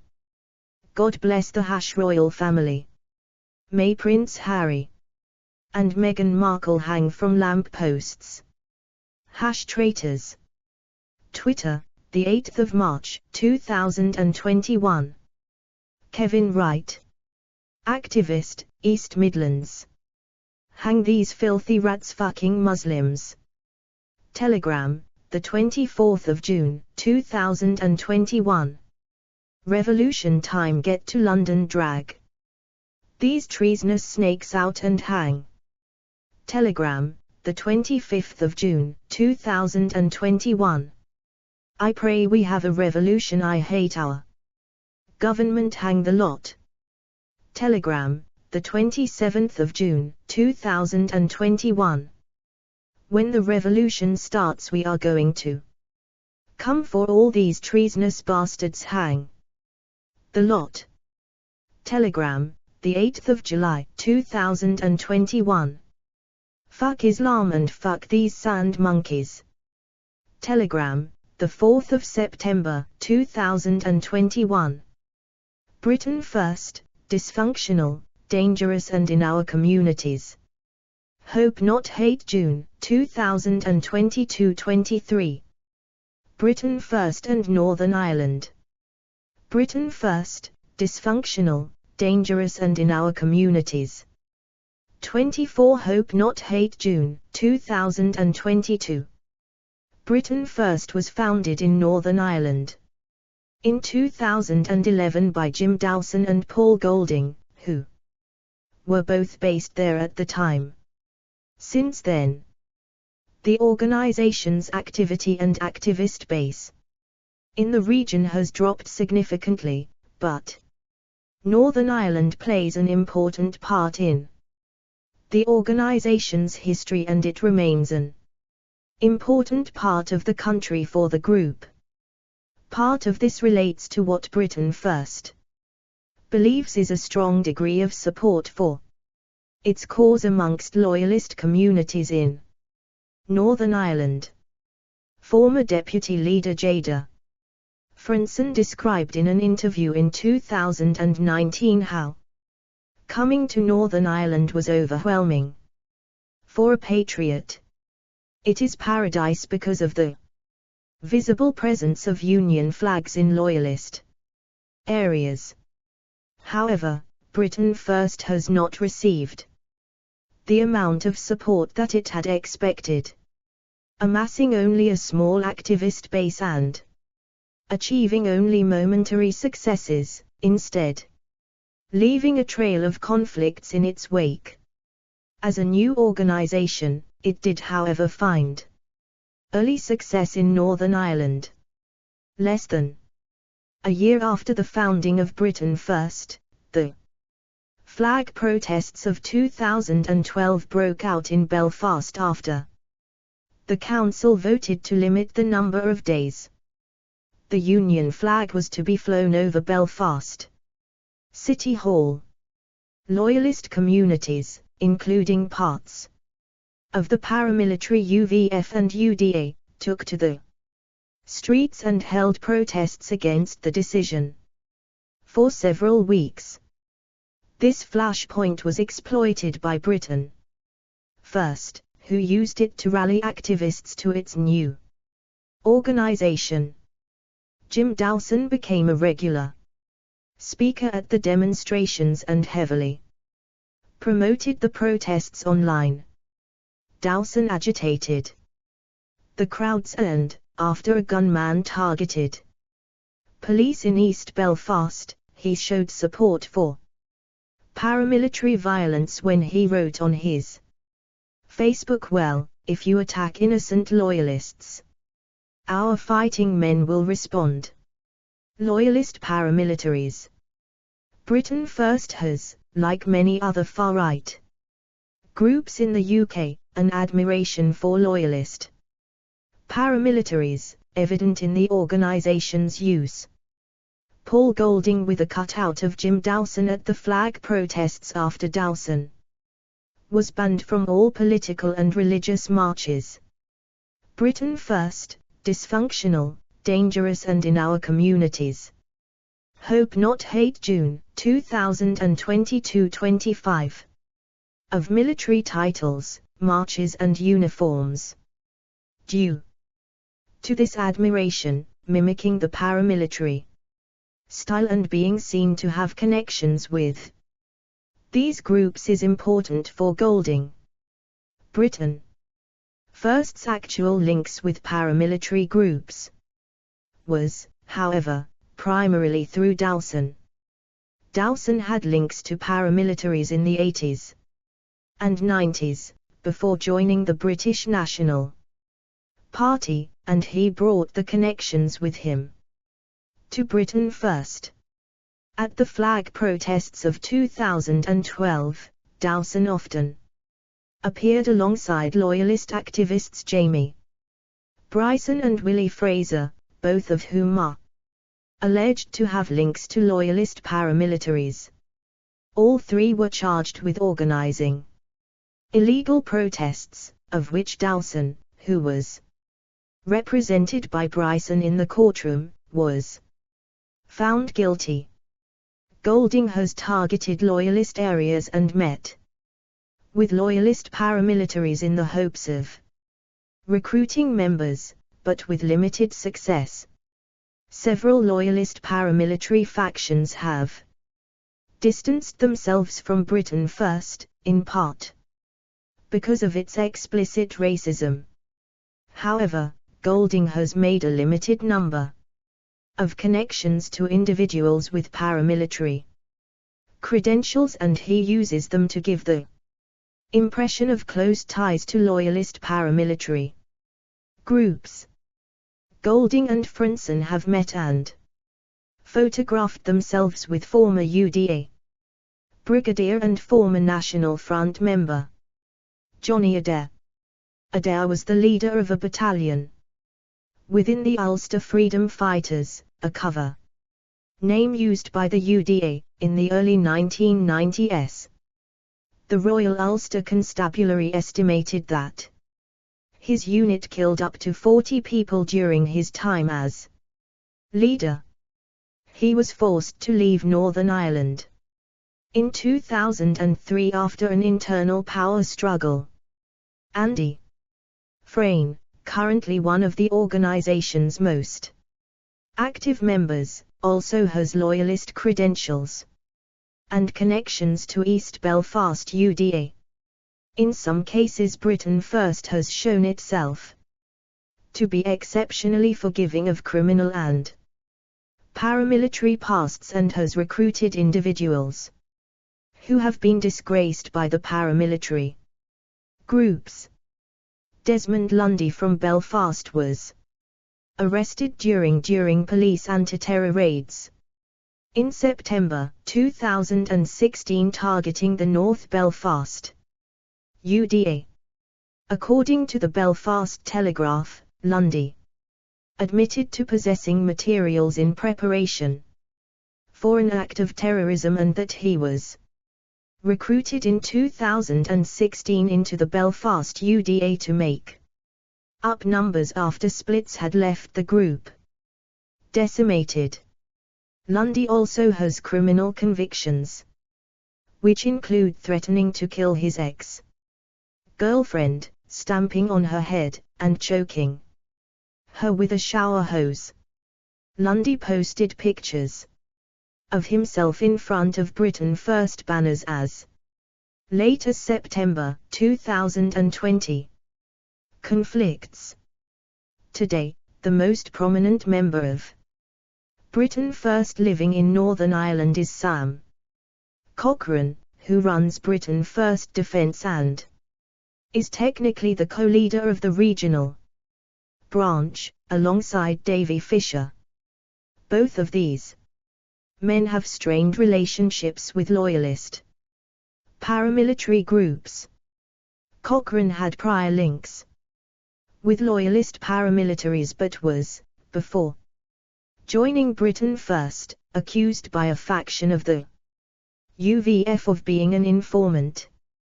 Fisher fell a foe of the UDA much more recently, when he protected convicted rapist Gerald Verner in 2018.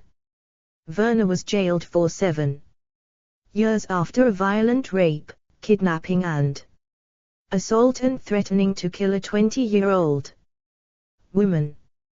An UDA source was quoted in Sunday World at the time, stating that "I rather have a nice family from anywhere in the world to live beside me, that sick, a violent rapist Jada Frinson, Johnny Adair and Paul Golding."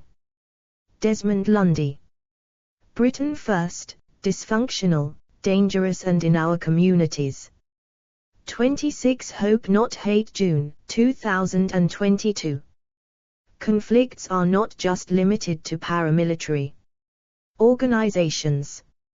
Golding has fallen out with other former allies in Northern Ireland too, most prominently Jolene Bunting. In 2017, Britain First started working closely with Bunting, an independent loyalist councillor. Golding stated that Britain First was going to renew its focus on Northern Ireland, including promising that it would forward candidates in local elections. Both Golding and Frinson spoke at the anti-Muslim Northern Ireland Against Terrorism rally organised by Bunting outside Belfast City Hall. Bunting promoted the organisation and defended its presence at rallies when many loyalist factions critiqued this presence. The relationship came to an abrupt halt in 2018 when Bunting was accused by Golding of theft. Bunting then threatened to sue Golding for reputational damage. In early 2019, Jada Frinson left Britain First, referencing the group's violence and corruption in later interviews, but also violent abuse by Golding towards herself. Bunting took the side of Frinson and has continued to regularly post negative comments about Britain First and Golding on social media. Legal reasons. There were also far more practical reasons for Britain First making Northern Ireland its base of operations for various periods. In 2018, Britain First's hugely successful Facebook page, which had close to 2 million followers, was removed from the platform. In an attempt to get the page reinstated, the group launched a bid in the High Court of Northern Ireland.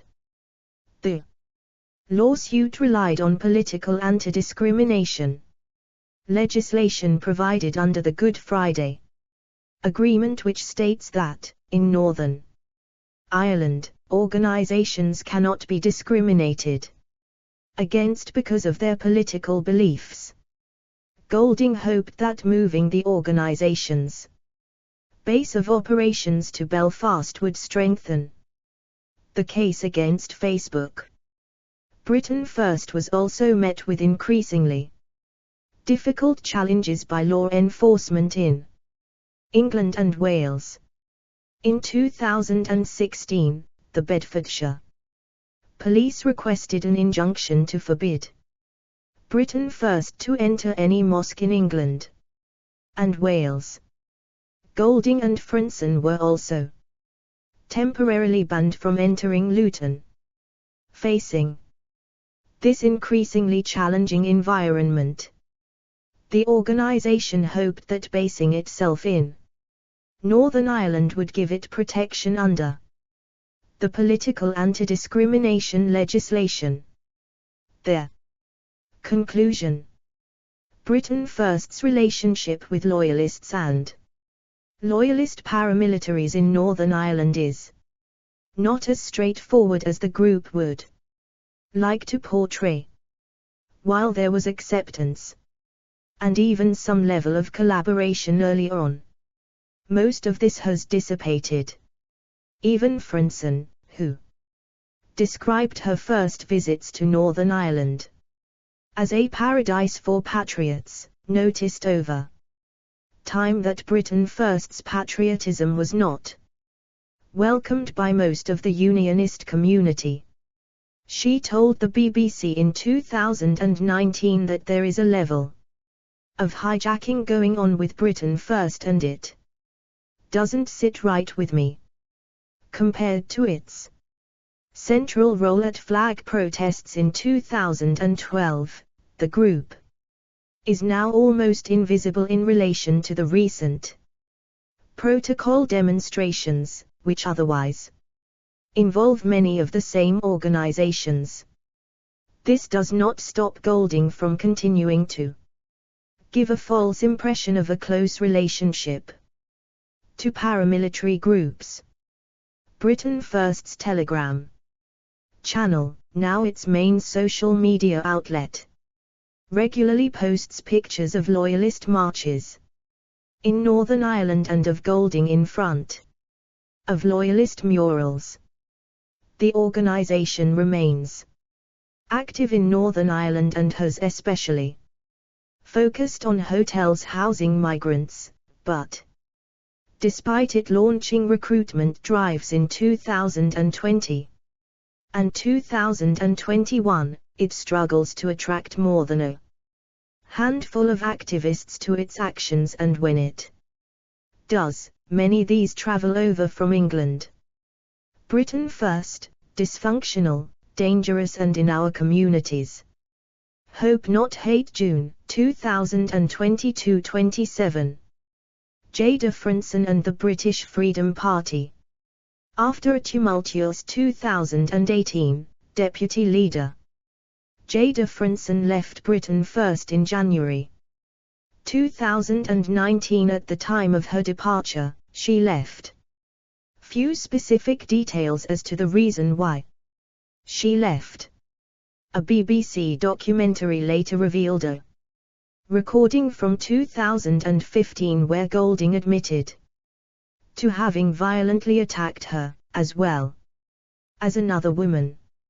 Frenson told the BBC in 2019 that the abuse went on for 5 years, and didn't take long to start after she joined Britain First in 2014. Frenson described how Golding had controlled her and locked her in their home. Frenson won a subsequent court case at the High Court in Belfast in March 2022.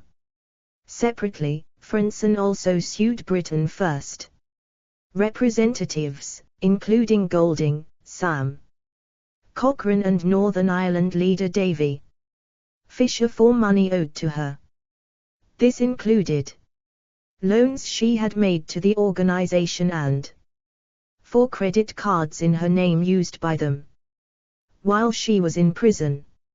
After leaving Britain First, Franzen went on to form the British Freedom Party alongside Britain First founder Jim Dawson. Despite calling itself as such, the organization is not registered with the Electoral Commission, and Franzen has, with little success, stood in various elections as an independent candidate, including the Scottish Parliament and the Batley and Span by-election in 2021. Franzen has travelled the country for the British Freedom Party, meeting small cadres of supporters and attempting to rile up support. Soon after launching, former BNP leader and fascist Nick Griffin joined the organization and became editor of its newspaper, the Britannia. The paper is strongly conspiracy theorist, with much of its content focused on COVID-19 and anti-lockdown themes. Griffin also uses it to attack much of the rest of the British far right. The British Freedom Party remains a highly marginal group, however. At time of writing, Franzen is standing in the June 2022 Wakefield by-election, competing with Britain First's chair, Ashley Simon, but is likely to achieve little more than splitting the far-right vote. Nick Griffin and Jada Franzen. Britain First, dysfunctional, dangerous and in our communities. 28 Hope Not Hate June 2022. 2 years after its official launch in May 2011, Britain First announced the creation of a new and more sinister cadre within its ranks. In November 2013, the party's founder, Jim Dawson, told a Britain First conference in Sandhurst that he had entrusted Paul Golding to set up a defense force of disciplined heterosexual Christian men to battle against the varied ranks of liberals, jihadists and communists that he saw as the scourge of modern Britain. Despite this very contemporary list of far-right targets, the uniforms initially adopted by this core of activists betrayed the group's roots in the sectarian obsessions of Dawson. Members appeared at a 2014 event in Kent in uniforms that drew on a range of loyalist inspirations, from the flat caps and white bandoliers of the 1910s incarnation of the Ulster Volunteer Force, along with the bandana-style masks worn by later Troubles-era paramilitary incarnations. These paramilitary aspirations were made even clearer by their use of camouflage military-style Land Rovers, dark green uniforms and walkie-talkies when out on operations, such as that filmed by Channel 4 News in 2014, when a Britain First team invited journalists to join them as they travelled to the London home of radical Islamist preacher Anjem Choudhury. Despite their military trappings, the operation descended into farce when one of the Britain First vehicles collided with a parking barrier at high speed. The group specializes in aggressive confrontations, such as their self-described tactic of mosque invasions, where uniformed thugs turn up en masse at mosques, council offices and even private homes with Little purpose other than to intimidate the occupants. A typically breathless report of a campaign day in 2014 described one such operation by Britain First's newly formed Yorkshire Brigade. Our newly formed units descended on around 10 giant mega mosques, madrasas and Islamic centers across the town to distribute British Army Bibles and anti-grooming leaflets. Our brave activists also invaded the campaign HQ of Bradford Labour Party after the mayor of Bradford declined a meeting request. The assembled patriots visited his home address only to find he was too cowardly to come out and face us. At this point, Britain First made little effort to disguise its aggression, the same reported. Proudly warned that it was the first of many such operations that are due to be launched across Yorkshire against Islam. The Yorkshire Brigade is finally here and has blooded itself in the most heavily Muslim town in Yorkshire. As time went on, and under increasing pressure from the police, Britain First began to tone down its events, appearance and language, seeking to distance itself from the overtly militant connotations. The group dropped the word force from the title, rebranding to simply Britain First Defence, and dropped the use of military green hats and fleeces in favor of more generic black t-shirts and baseball caps. Britain First Defence. A BFD recruitment graphic from 2014. Britain First, dysfunctional, dangerous and in our communities. Hope Not Hate June, 2022-29. More recently, the BFD has been portrayed as merely a security detail for the group, its current recruitment page describing it as the security and protection force of our movement. BFD officers act as bodyguards for the leadership, and defend and police our events and street activities, a far cry from the overtly aggressive language used to describe its role in earlier days. The group is run by Sam Cochrane, an activist from Carrickfergus who has managed to keep a relatively low profile despite his ubiquitous presence. In July 2020, Cochrane was detained at Belfast Airport under Schedule 7 of the Terrorism Act 2000 for refusing to hand over the PIN code for his mobile phone, the same legislation used to prosecute Golding a year earlier after his trip to Moscow. In June 2021, Britain First opened a training center for BFD members in a warehouse reportedly belonging to a Britain First member, where activists train in boxing, Krav Maga, Aikido and knife defense under the tutelage of West Midlands regional organizer Timothy Burton, who claims to be a black belt in Aikido.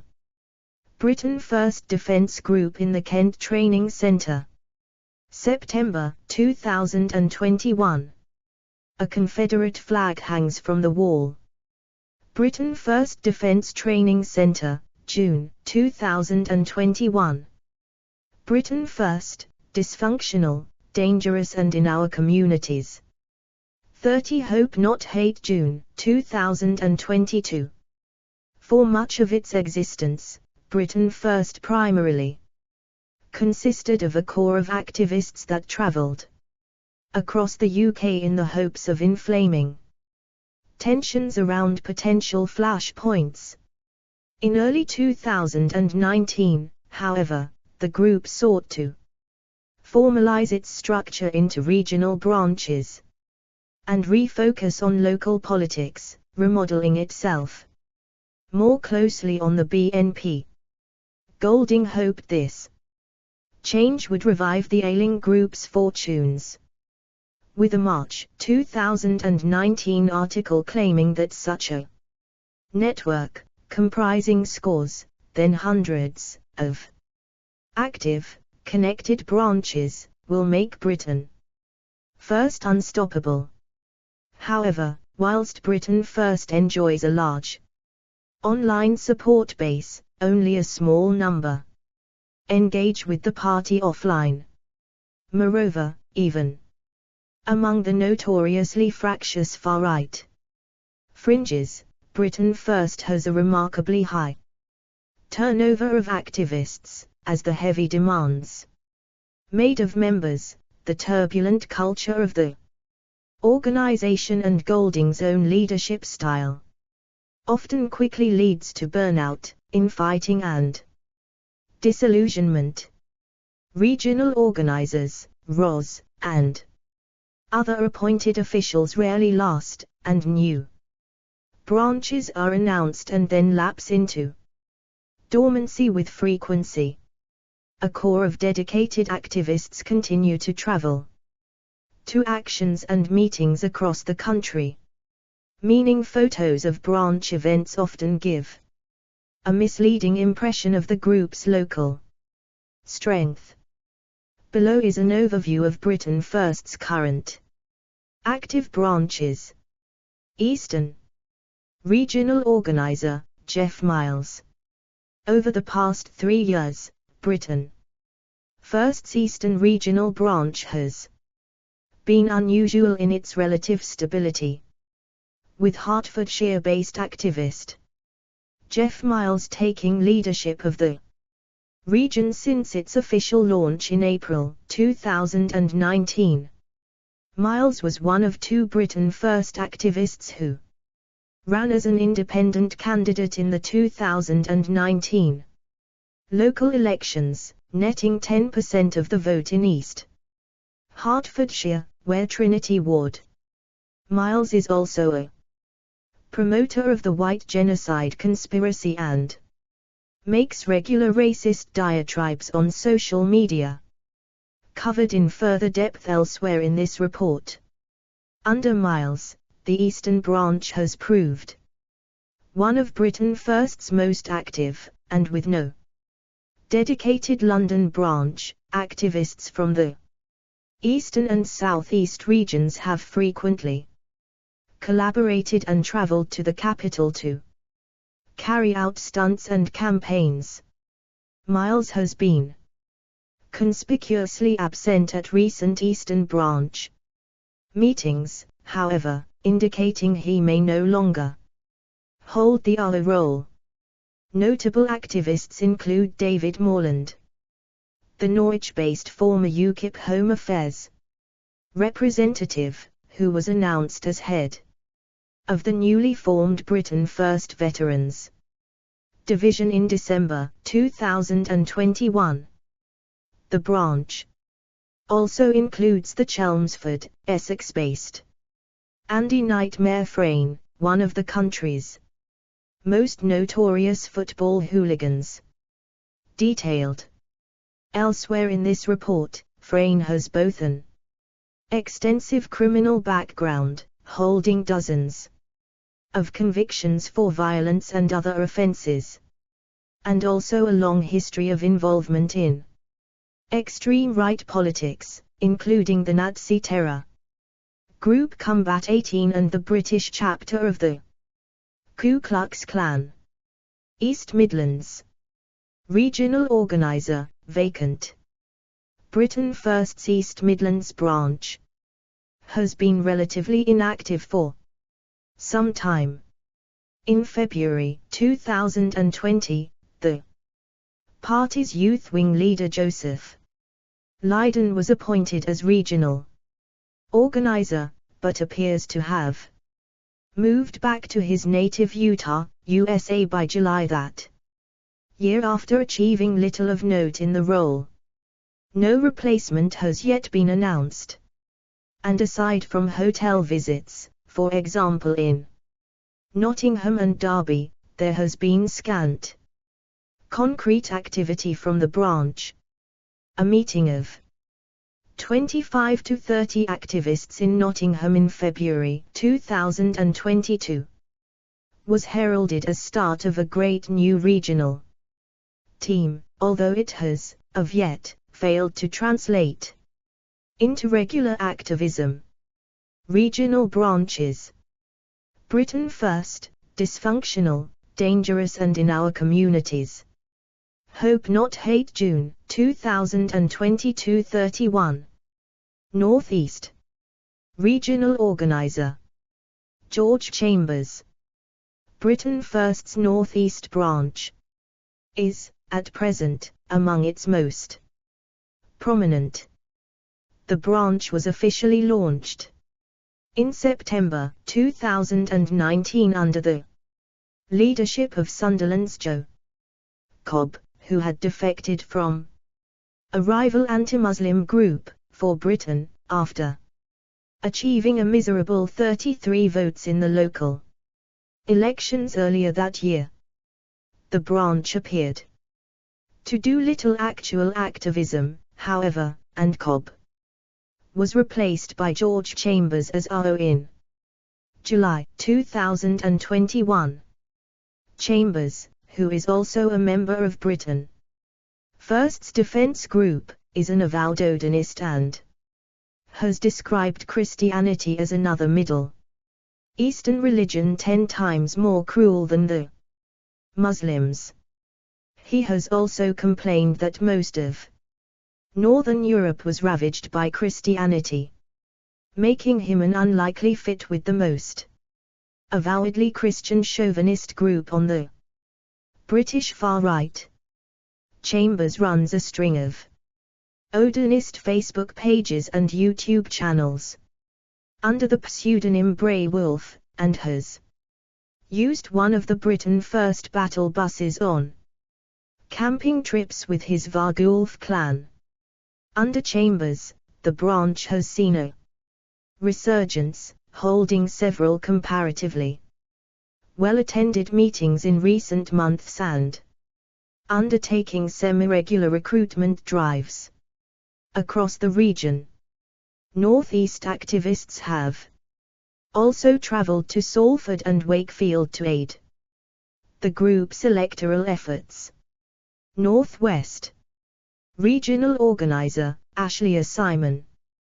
Greater Manchester has emerged as a particular focus for Britain First in recent years, being the local branch of both leader Paul Golding and his deputy Ashleigh Simon, having previously attempted to establish a presence in the region, for example holding a 150-strong demonstration in Rochdale in 2017.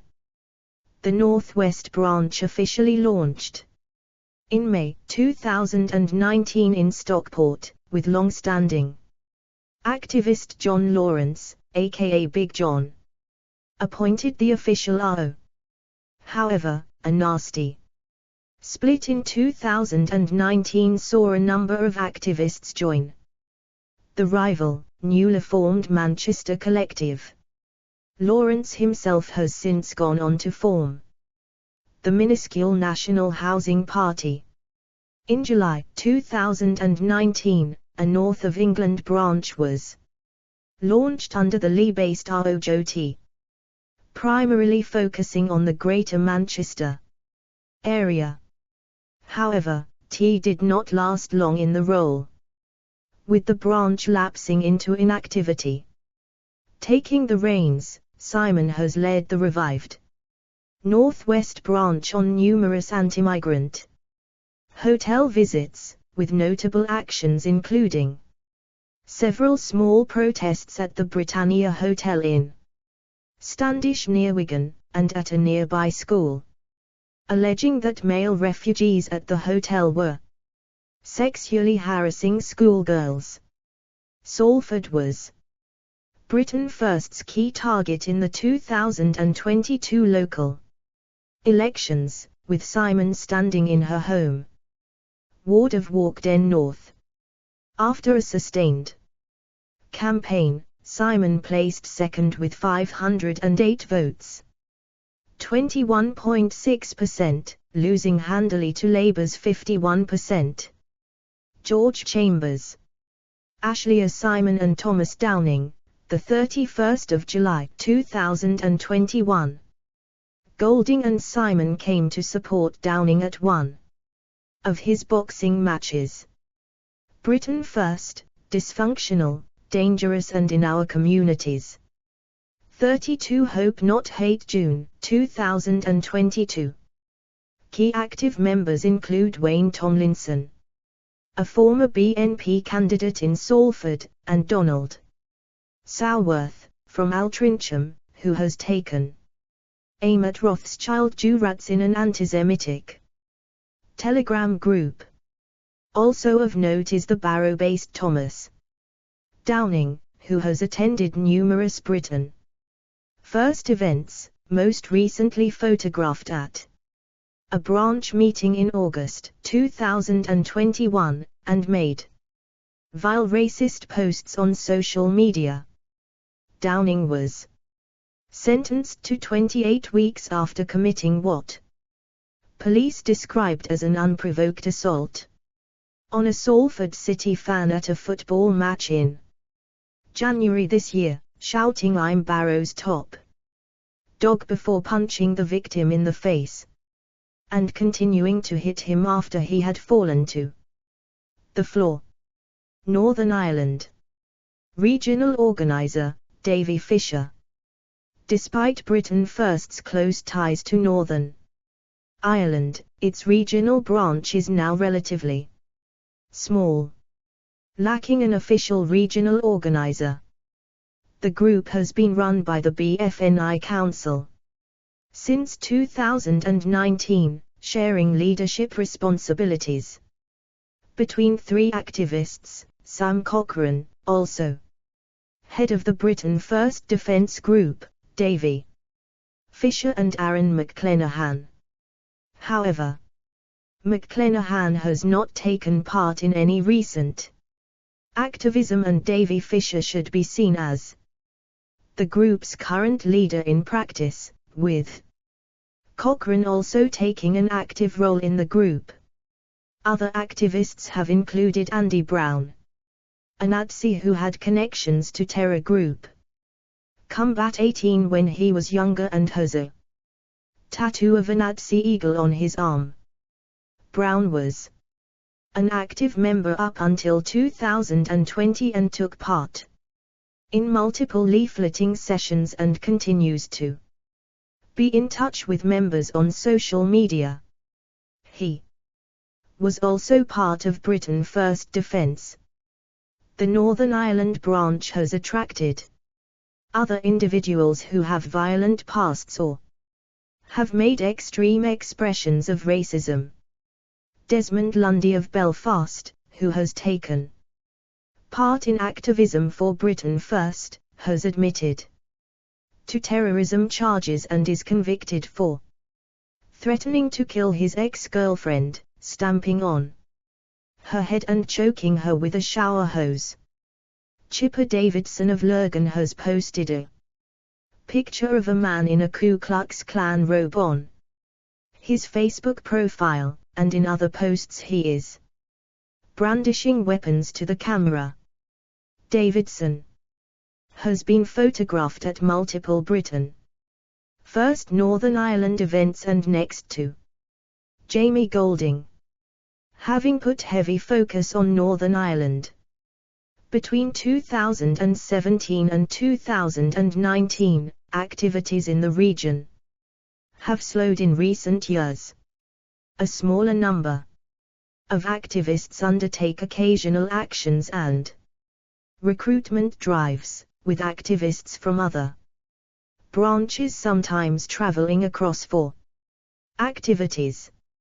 Fisher, alongside Paul Golding and other local activists, have harassed and filmed at hotels housing migrants on several occasions this year. Scotland regional organiser Callum Holmes Britain First has struggled to establish a functional branch in Scotland. The group's first attempt was overseen by Gary Raikes, a former BNP organiser who soon left to form the new British Union, an attempted revival of Oswald Mosley's British Union of Fascists. For a period the group's Edinburgh Chipper Davidson and Jamie Golding, Paul Golding, Davy Fisher, Sam Cochrane, Aaron McClenahan and Andrew Edge. Britain First, dysfunctional, dangerous and in our communities.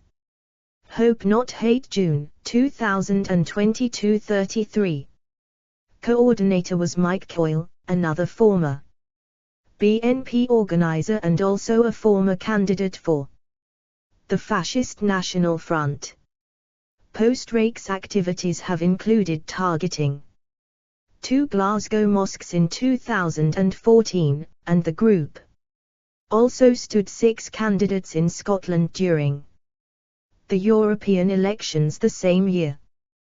The candidates, which included Jim Dawson and Jada Frinson, placed 7th of 9 with 1% of the vote.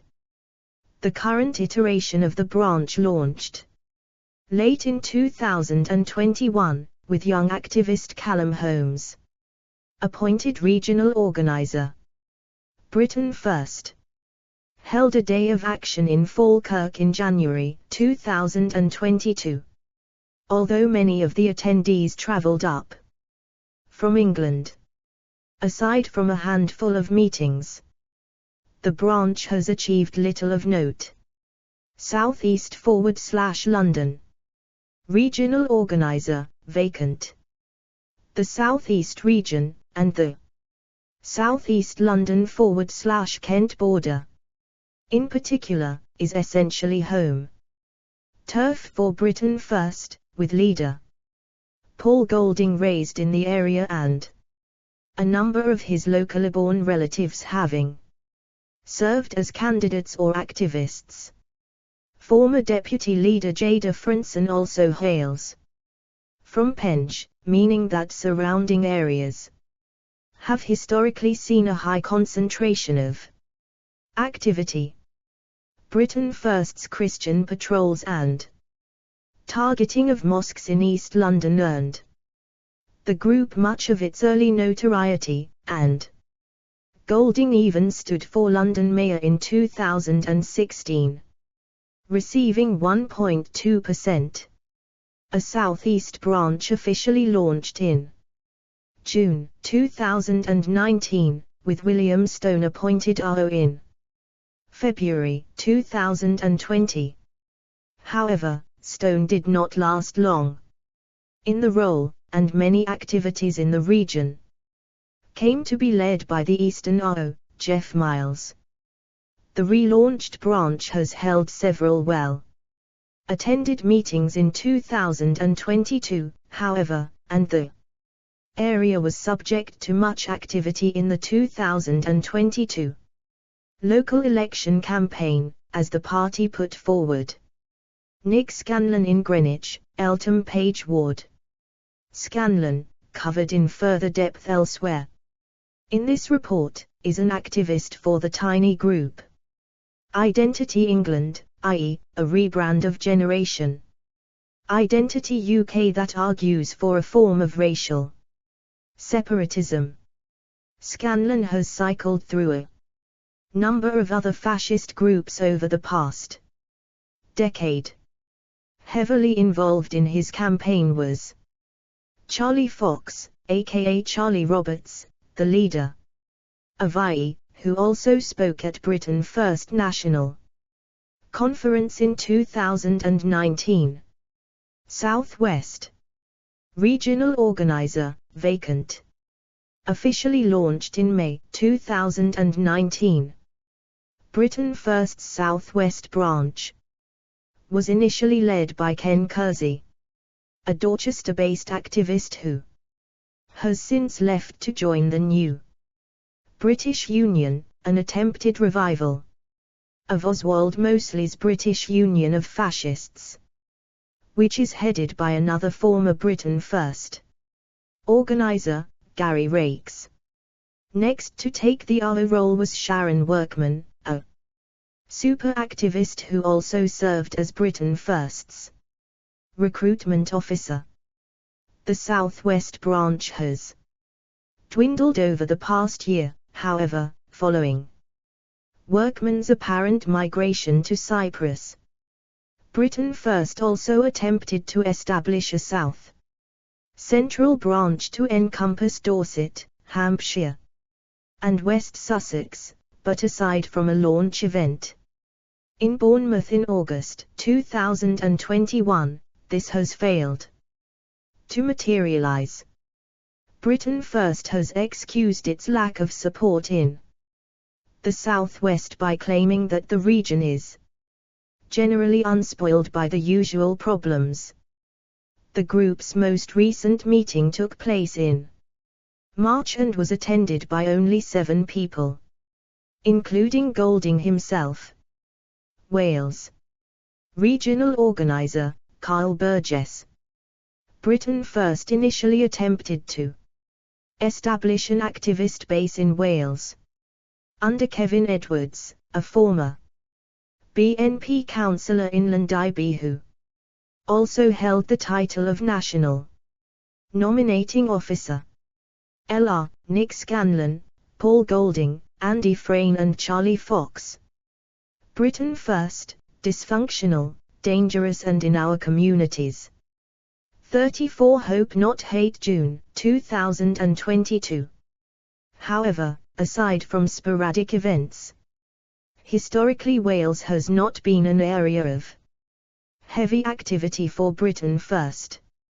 Golding and 3 other activists stood in the European elections in Wales in 2014, but came 8th of 11 parties, with 0.9%.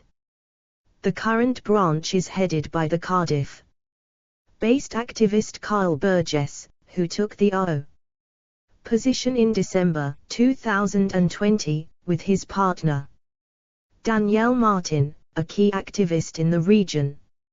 As explored in further depth elsewhere in this report, Burgess is a conspiracy theorist who has claimed that Jews wanna take over the world and has repeatedly recommended the notorious, highly anti-Semitic documentary Europa, The Last Battle, on social media. Having led Britain First activities in Newport, Bridgend, Tenby and elsewhere, Burgess was also one of Britain First's 3 candidates in the 2022 local elections, standing in Rhondda, Cynon Taf, Bryona and Llanwran ward, but came in last place with 191 votes, beaten handily by all of the other 7 candidates. Prominent activists include James Cole, a former UKIP candidate and Britain First's current policy development officer. Cole also stood for the Abolish the Welsh Assembly Party in Swansea West in 2021, attracting negative press for defending Golliwogs and likening Black Lives Matter to the Ku Klux Klan, ultimately receiving 4% of the vote. West Midlands regional organizer, Timothy Burton. Britain First's West Midlands branch is among its largest and most active. The group has long been active in the region, campaigns including an attempt to prevent the construction of a mosque in Dudley in 2015, with Golding threatening to bury a pig at the site in order to contaminate the land.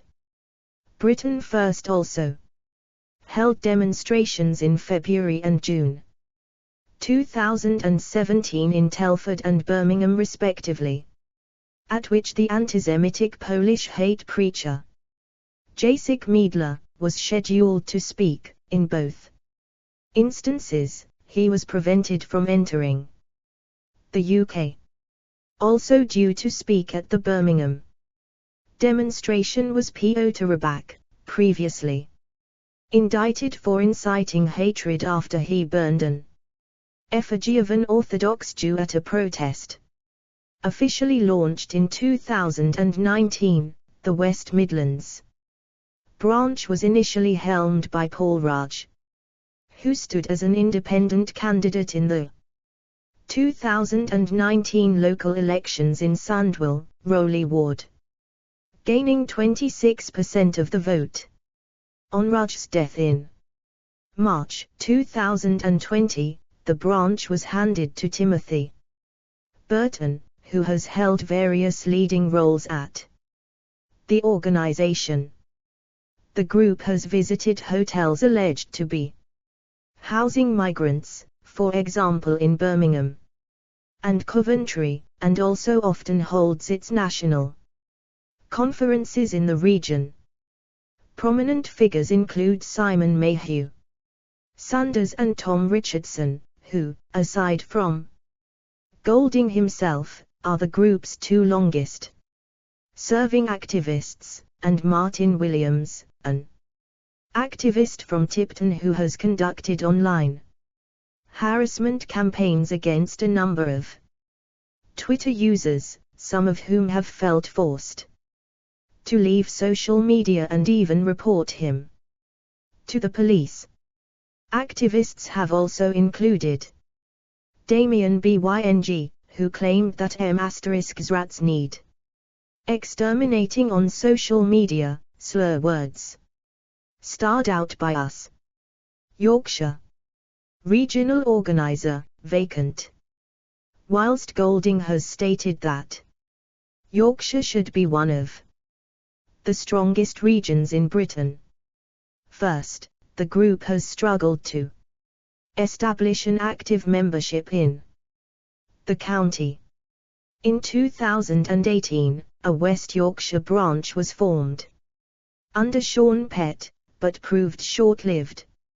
In 2019, Leigh-based activist Joe T. was appointed RO for a new North of England branch, ostensibly encompassing both Lancashire and Yorkshire. However, the activities were mostly concentrated in Greater Manchester, and it eventually lapsed into dormancy.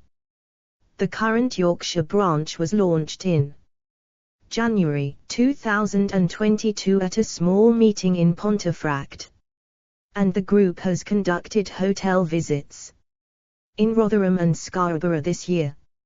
However, Britain First's most recent branch meeting, which took place in Pontefract in March, saw roughly 12 activists including leaders Golding and Simon in attendance, indicating that it is still struggling to find activists here.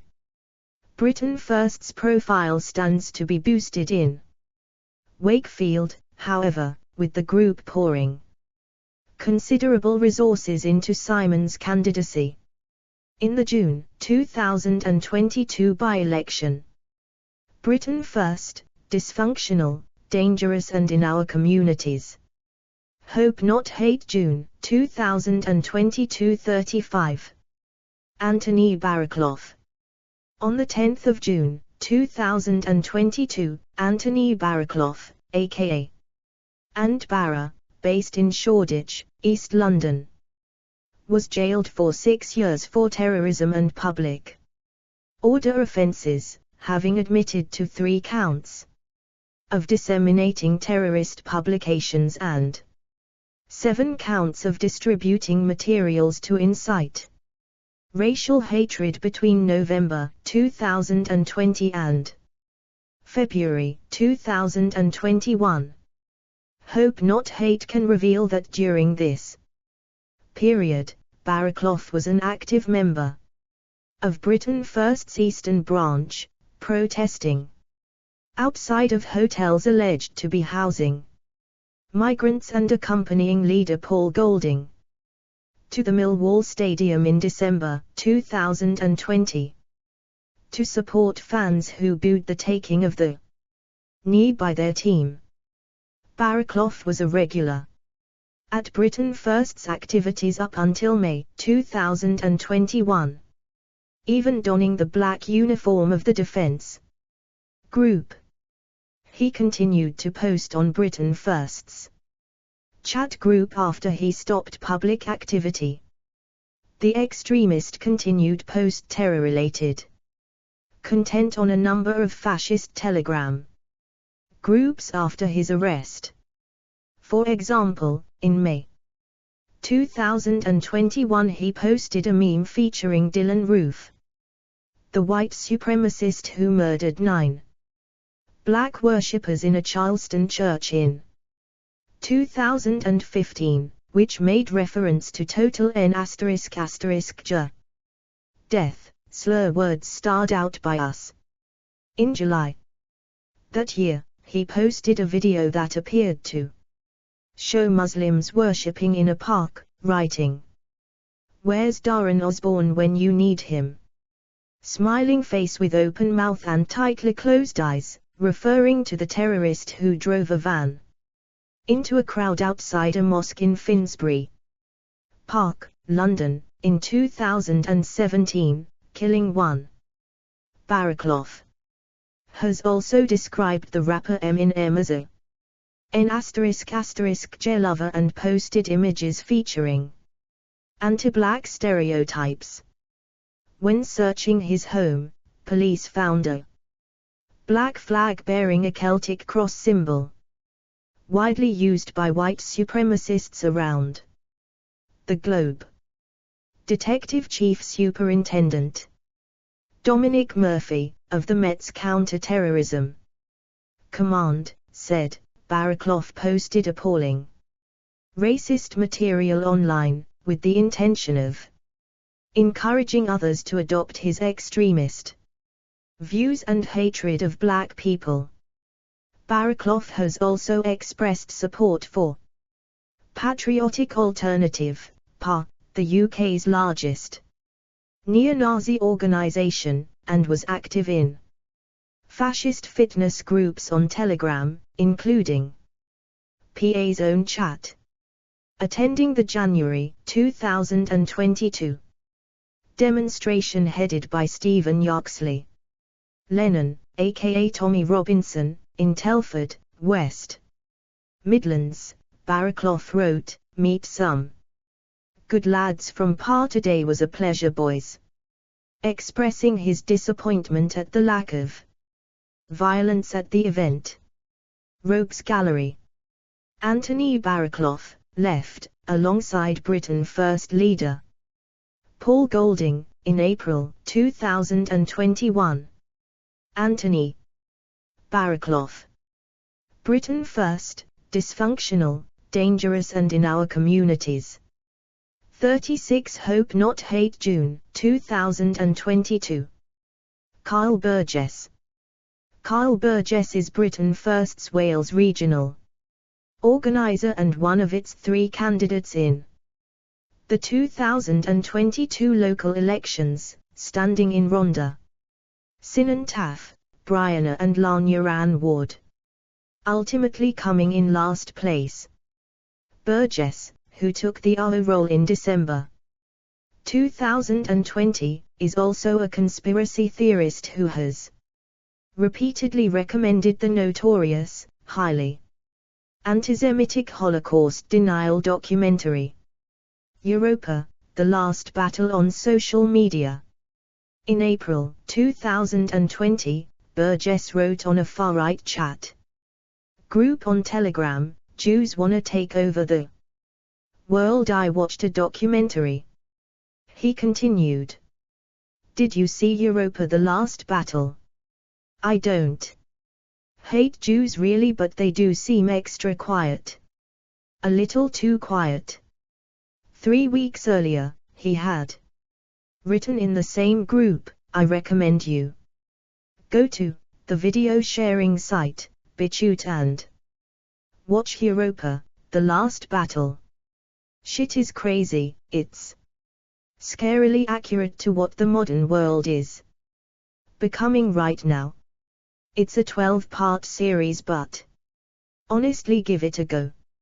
In May 2020, he took to the social media platform VK to again promote the video, which claims that both world wars were part of a Jewish plot and exculpates the Nazi regime.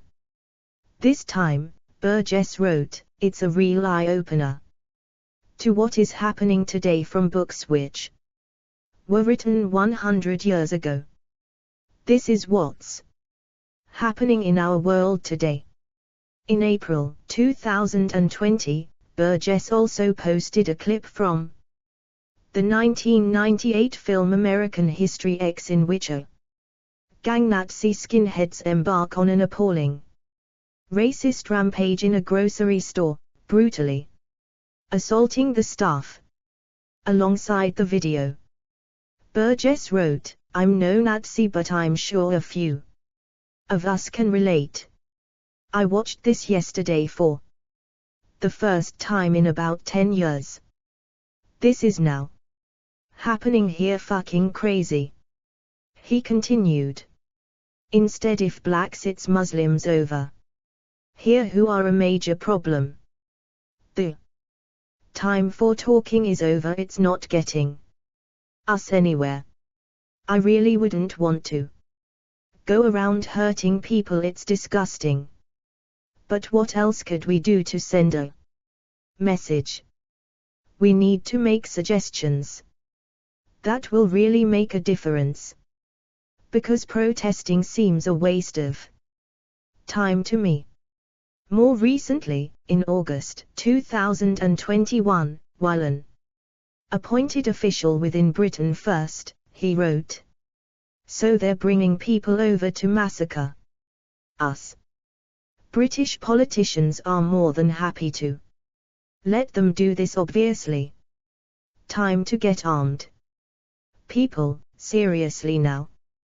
Burgess has elsewhere reposted conspiratorial screeds outlining a supposed plot to usher in a new world order via vaccines, 5G technology, and herds of immigrants entering the UK, ultimately facilitating the mass extermination of us. Introduction of a one-world government. Introduction of nanochip injections and total financial control of you, and a Marxist-style ruling done by creditworthiness. Kyle Burgess, left, alongside party leader Paul Golding. Britain First, dysfunctional, dangerous and in our communities. Hope Not Hate, June 2022, 37. Andy Frain. In recent years, Andy Frain has emerged as one of Britain First's most active members. A member of the Britain First Defence Group, the Chelmsford, Essex-based activist has attended numerous actions across the country and campaigned in during the 2022 local elections, even attending the vote count alongside Golding and Simon in Salford. His activity in Britain First earned him an Elite Activist award at the 2021 annual camp. However, for many years Frain was one of the UK's most violent and notorious football hooligans. A leading member of the infamous Chelsea Headhunters gang, Frain has dozens of convictions, mostly for violence and drunken behavior, but also importing drugs, burglary, assaulting a police officer and other offences. Nicknamed Nightmare, Frain has been associated with the Headhunters since the early 1980s, earning a fearsome reputation. By 1995 he was one of only 2 hooligans in Britain to be banned from travelling abroad to watch Chelsea and England. Frain was also immersed in the UK's extreme right during a particularly violent period in the 1990s, joining the Nazi terror group Combat 18. C-18, on its inception.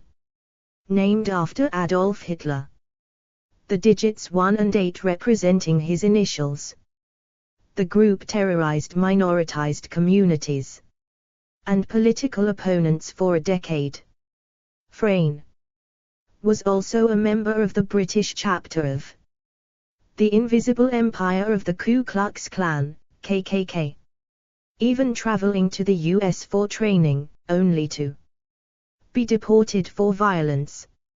Frayne was also at the center of a brawl at an event organized by Blood and Honor, the Nazi skinhead music scene.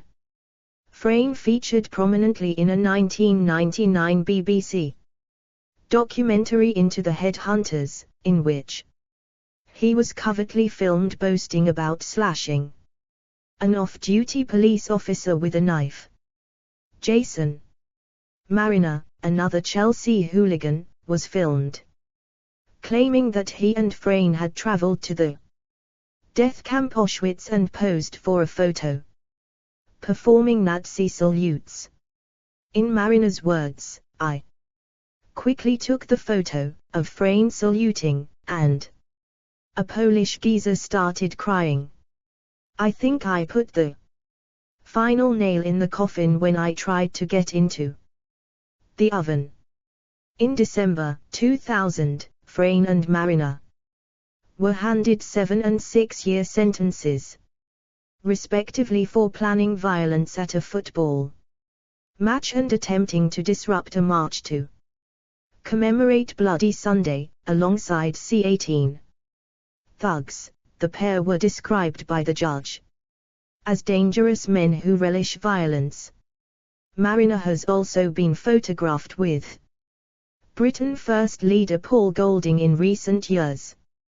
Throughout the 2000s, Frayne continued his far-right activity and maintained contact with Charlie Sargent, the former leader of C-18 and a convicted murderer. In 2006, Frayne was jailed again after he was hired to threaten a victim of assault with violence if he did not drop charges.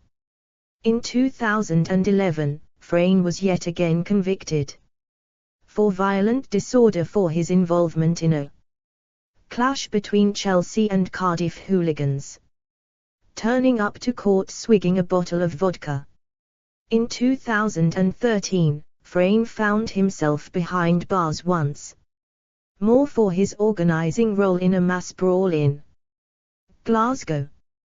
He now travels the country as a key member of the Britain First defence team. Frayne left in Belfast. Britain First activist Andy Frayne. Britain First, dysfunctional, dangerous and in our communities. 38 Hope Not Hate, June 2022. Jamie Golding. It is a mainstay of Britain First's rhetoric that immigration, multiculturalism and liberal values are the primary drivers of crime and violence in the UK.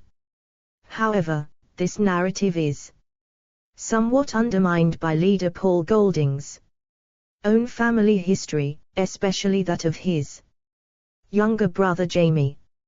Among the group's regular activists and a member of the Britain First Defence Security team, Jamie Golding has travelled the country in support of Britain First activities, regularly appearing in the Britain First Defence uniform at public events. Yet the younger Golding's history of criminality is shocking in its scale, occurring at a time when his brother was a rising star in the BNP and lived just a few streets away from him.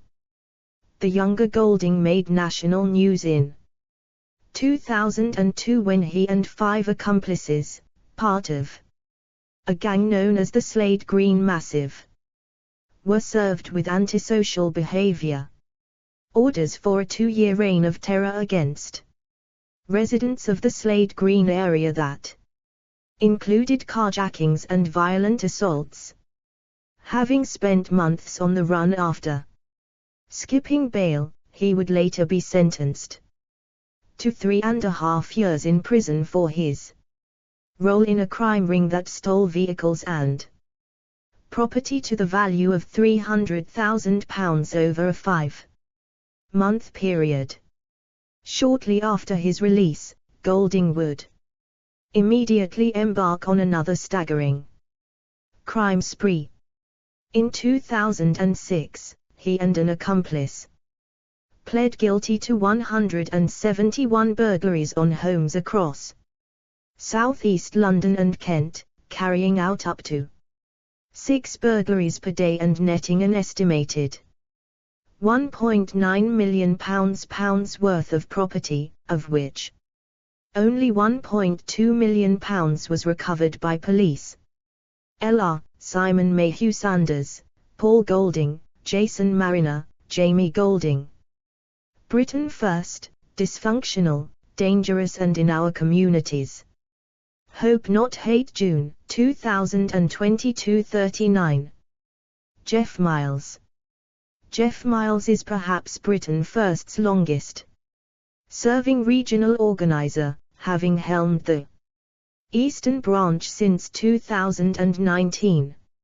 Miles has travelled across the country for Britain First actions, and was also one of 2 Britain First officials selected to stand as a candidate in the 2019 local elections. Miles' status as a trusted activist was such that he accompanied Golding on one of his trips to Russia in October 2020. Miles is also a hardline racist, promoting the bunk white genocide conspiracy theory on social media, using the slur word P*, and much else. In a particularly vile rant in February this year, he wrote, "Slur words starred out by us. I find watching the Winter Olympics so refreshing. Haven't seen one black competitor and therefore zero whinging. Negroes crying into their fried chicken that they've been racially abused. No Muslims screaming Allah Akbar and beheading a child. But then all the events require skill and dedication and brain work, so that counts the black and P** out. They are far better suited to the Summer Olympics, where all they have to do is run in straight line." The same month he also wrote, "British justice is great if you're a murdering P***, and in April this year, referred to people of dual heritage as woolly-haired hybrids. He also claimed that Oswald Mosley, leader of the British Union of Fascists, was a man before his time and a great one. Miles has a history of such outbursts.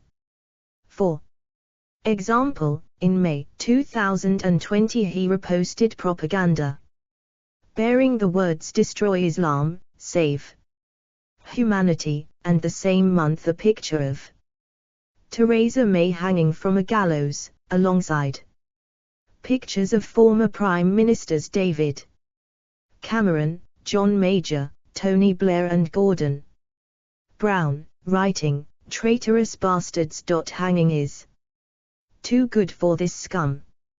Expressing his contempt for law enforcement, he wrote in November 2020, "Britain's police force, what a pathetic bunch of useless impotent monkeys.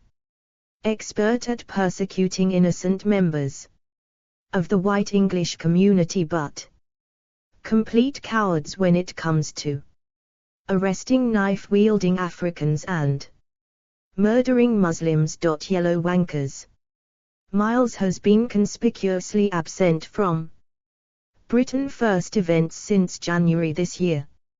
indicating that he may no longer hold an organizing role, although he has previously claimed, in a 2020 video, "I'll always be a member of Britain First, long after I've stopped being an activist," continuing, "I believe in Britain First and I believe in Paul Golding."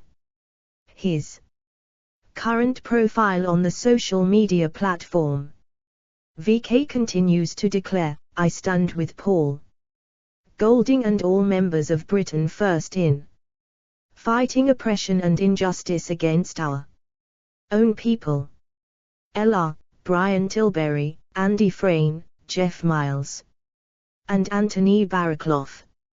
A screen cap from Miles' social media.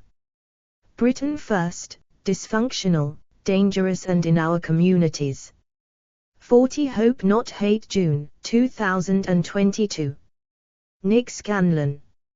Nick Scanlon, a relative newcomer to Britain First, represented the group in the 2022 local elections, ultimately placing 6th of 7 candidates in the Eltham Page ward of Greenwich. However, the South London-based activist, who is now at the forefront of Britain First in the South East, has cycled through a number of fascist groups over the past decade. In 2014, Scanlon stood as a candidate for the BNP in Greenwich, Middle Park and Sutcliffe ward, placing 11th of 12 candidates. Scanlon appears to have maintained his affection for the fascist group, writing in 2018 that the party had been the real deal. In February 2020, he even met the disgraced former leader and notorious Holocaust denier, Nick Griffin, for a beer. Scanlon was also a core member of Generation Identity UK, GIUK, a now defunct far-right youth group active between 2017 and 2019. That advocated for a form of racial segregation. Scanlon was more extreme than many of his GI contemporaries, for example repeatedly promoting propaganda from the neo-Nazi Mark Collett during this time. In May 2019, Scanlon attended the White Nationalist American Renaissance Conference, in the hope of forging links between US racists and GIUK, and also attended events by the Traditional Britain Group, a far-right pseudo-intellectual conference and key networking event for the UK far-right. After GIUK folded in January 2020, Scanlon claimed on Telegram that he had joined Patriotic Alternative, PA, a highly anti-Semitic fascist group headed by Collett, and joined the internal chat of the group's Southeast branch. Scanlon has since joined Identity England, i.e., a microscopic GI splinter group that launched in October 2020. He remains active in the racial separatist organization, despite his role in Britain First. Scanlon has produced a steady stream of racism on social media, for example writing in 2019, "You can ban as many knives and films as you wish. The reality is nothing is going to change until the primitive culture, which has been brought to our shores and allowed to flourish, is remigrated from our once tranquil and harmonious nation. Resist the Africanization of our cities." In May 2021, he also wrote of Black Lives Matter activist Sasha Johnson, who had suffered severe brain injuries from a gunshot, ideally She should be remigrated back to her native homeland, but nonetheless watching right wingers wishing her a speedy recovery is quite frankly pathetic.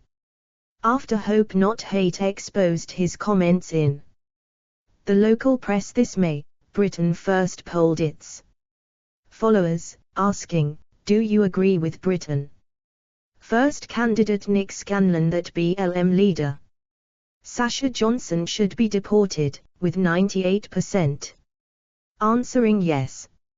Nick Scanlon left, alongside former BNP leader Nick Griffin in 2020. Britain First, dysfunctional, dangerous and in our communities.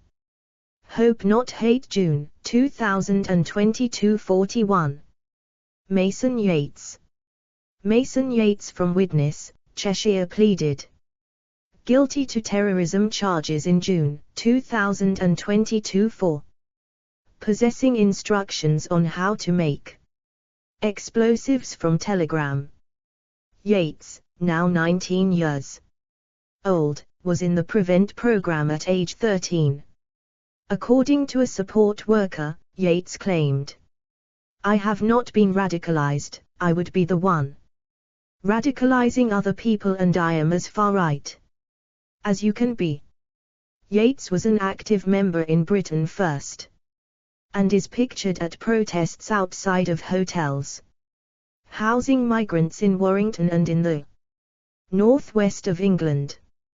Yates explicitly identifies himself as a Britain First activist and is friends with several high-ranking Britain First members on social media, including Ashley Simon, Paul Golding, Jeff Miles and Sam Cochran. In addition to the terror offences, Yates was convicted of possession of an extreme pornographic image. Mason Yates, middle, at Britain First action with Ashley Simon and Jeff Miles. Britain First, dysfunctional, dangerous and in our communities. 42. Hope Not Hate, June 2022. Putin's British mouthpiece. Britain First leader Paul Golding's long history of pro-Putin propagandizing. Paul Golding. In Moscow. Britain First, dysfunctional, dangerous and in our communities. Hope Not Hate, June 2022. 43. Since Russia's bloody invasion of Ukraine, many on the far right who had spent years venerating President Putin have suddenly sought to distance themselves from the Kremlin. Britain First, for example, has been keen to emphasize the fact that its main Russian links are with an opposition party called the Liberal Democratic Party of Russia, LDPR, as the group hurriedly posted on Telegram. In February, our friends in Russia are an opposition party to Putin, the LDPR. The LDPR are a patriotic, nationalist party that has nothing to do with Putin or his United Russia party. Britain First has only ever visited Moscow to see our friends, the LDPR. The LDPR is often described as part of the controlled opposition or systemic opposition. And, according to the BBC, the party does not tend to criticize either Mr. Putin or Mr. Medvedev explicitly. However, a Hope Not Hate investigation has found that leader Paul Golding and Britain First's links to Russia and support for Putin go far beyond what they are now claiming. Praising Putin and opening accounts. Britain First has a long history of praising Putin. As far back as 2014, its magazine, Sovereignty, had a whole article praising him. We are facing an epic struggle between those who espouse sacred values such as justice, decency, nation identity, traditions, culture versus those who wish to destroy such values, and Putin is on the front line, it read. The article also argued that Crimea is and always has been a part of Russia. Similarly, in 2015 the group described Putin as good old Vladimir in a Facebook post. It is perhaps unsurprising then that Golding has sought out contacts in Putin's Russia. Hope, not hate can reveal that Golding has visited Russia at least 3 times on behalf of Britain. First, the earliest 2 trips came in 2019, first in June and again in October, with a 3rd trip a year later in October 2020. The first trip, in the summer of 2019, saw Golding, accompanied by Sam Cochran and Andrew Edge, attend a gathering of far-right figures from around the world. The International Conference of Peace-Loving Forces was organized by the LDPR and was attended by extreme figures such Bartosz Beckia of Falanga in Poland, Karl Richter and Florian Stein from the neo-Nazi German National Democratic Party and Kimura Mitsuhiro from Ishuka in Japan. Golding gave a short speech to the gathering, in which he made his thoughts on Putin very clear. I am a great admirer of President Vladimir Putin and what he has achieved for your sacred motherland. I applaud President Putin for condemning Western liberalism at the G20 summit last week. He also criticized how the West subject Russia and President Putin to an avalanche of lies, distortions and economic pressure to turn Western populations against Russia, which is our natural ally. The propaganda war against President Putin and Russia is the same diabolical pressure that our movement, Britain First, and many others, have been subjected to. Smear campaigns, character assassination, false criminal charges, media lies and poison, these are the weapons the globalists use against our sacred and noble cause. Golding then finished his speech by once again praising and applauding the patriotism of the Russian people and your president, Vladimir Putin, as well as using the trip to network with other far-right extremists and to heap praise on Putin. It is also alleged that Golding used it to deposit huge sums of money in Russian bank accounts. According to the Sunday World newspaper, Golding has reportedly deposited over £100,000 in Russian bank accounts. When asked for a comment, Golding replied, "Good grief, we wish we had money stashed away in Russian accounts."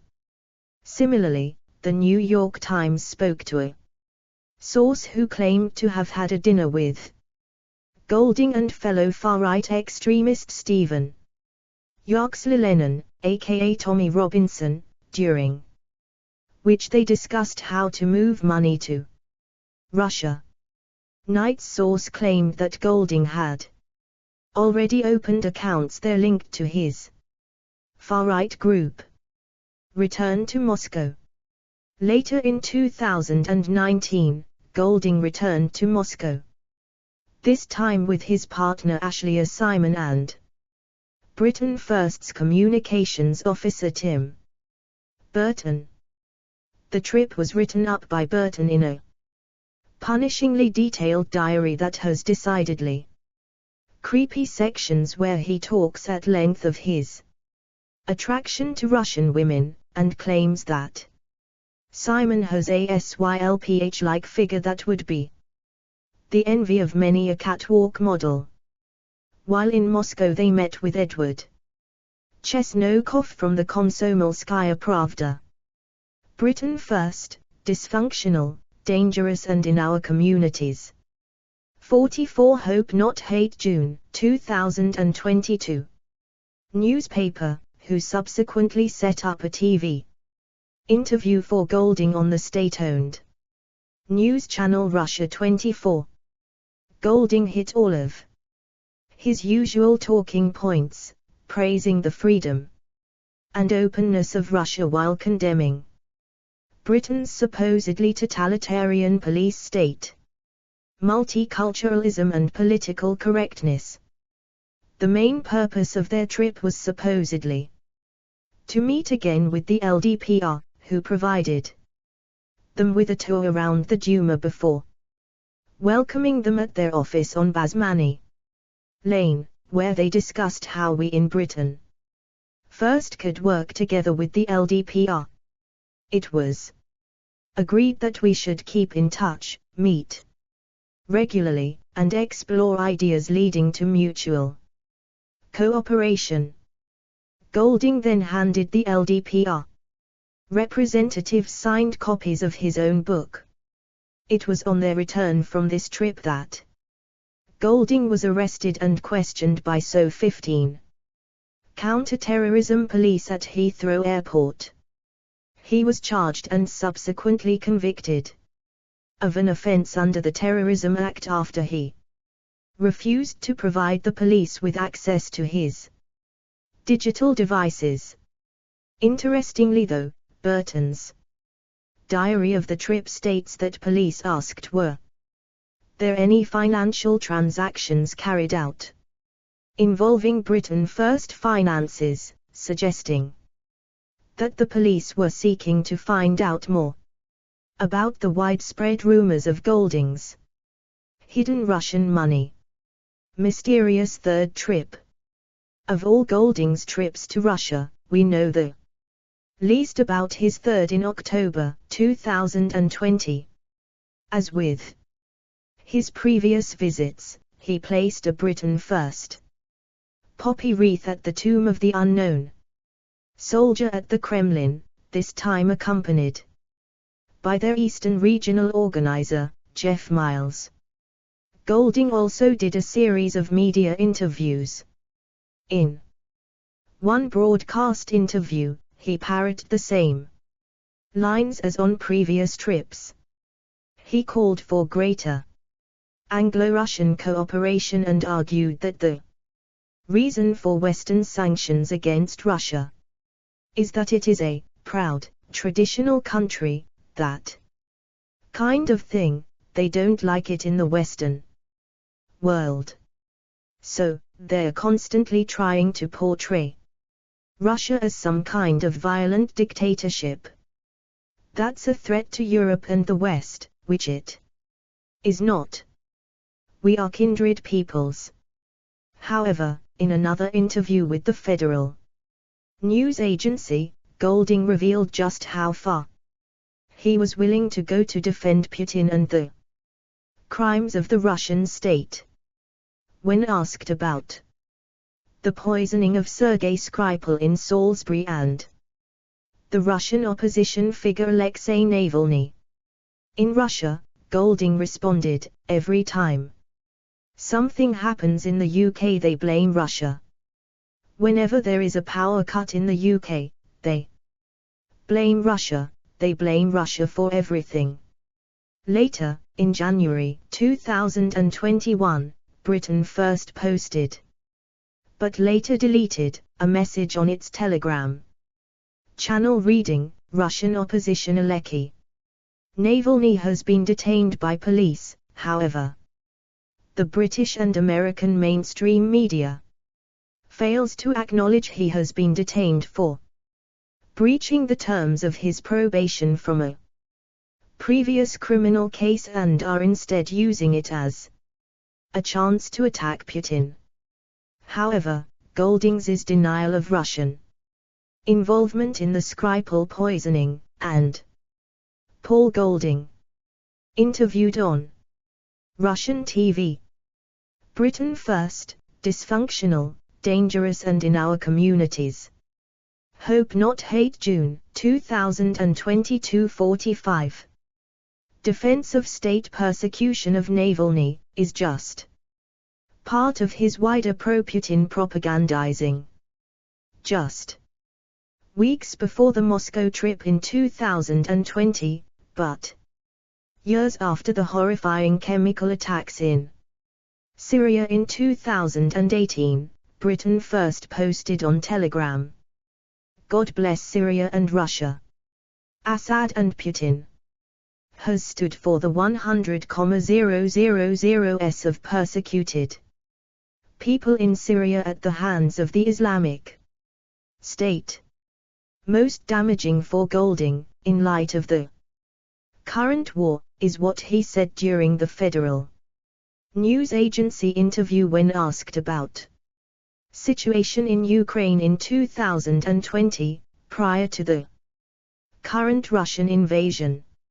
"I think that throughout the last 100 years a lot of artificial borders have been made around Europe, and one of those artificial borders was to include the Donbas region, which is populated by ethnic and cultural Russians, historically as well, and the Crimea, and I don't see why the Ukraine is holding on to areas that are populated with Russians so determinedly.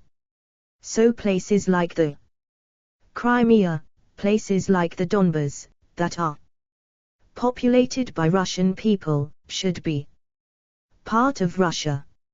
Interestingly, at roughly the same time as this interview, in October 2020, Britain First's Telegram channel shared an article titled "Time to Defund NATO. Defending the West from Russia is so last century."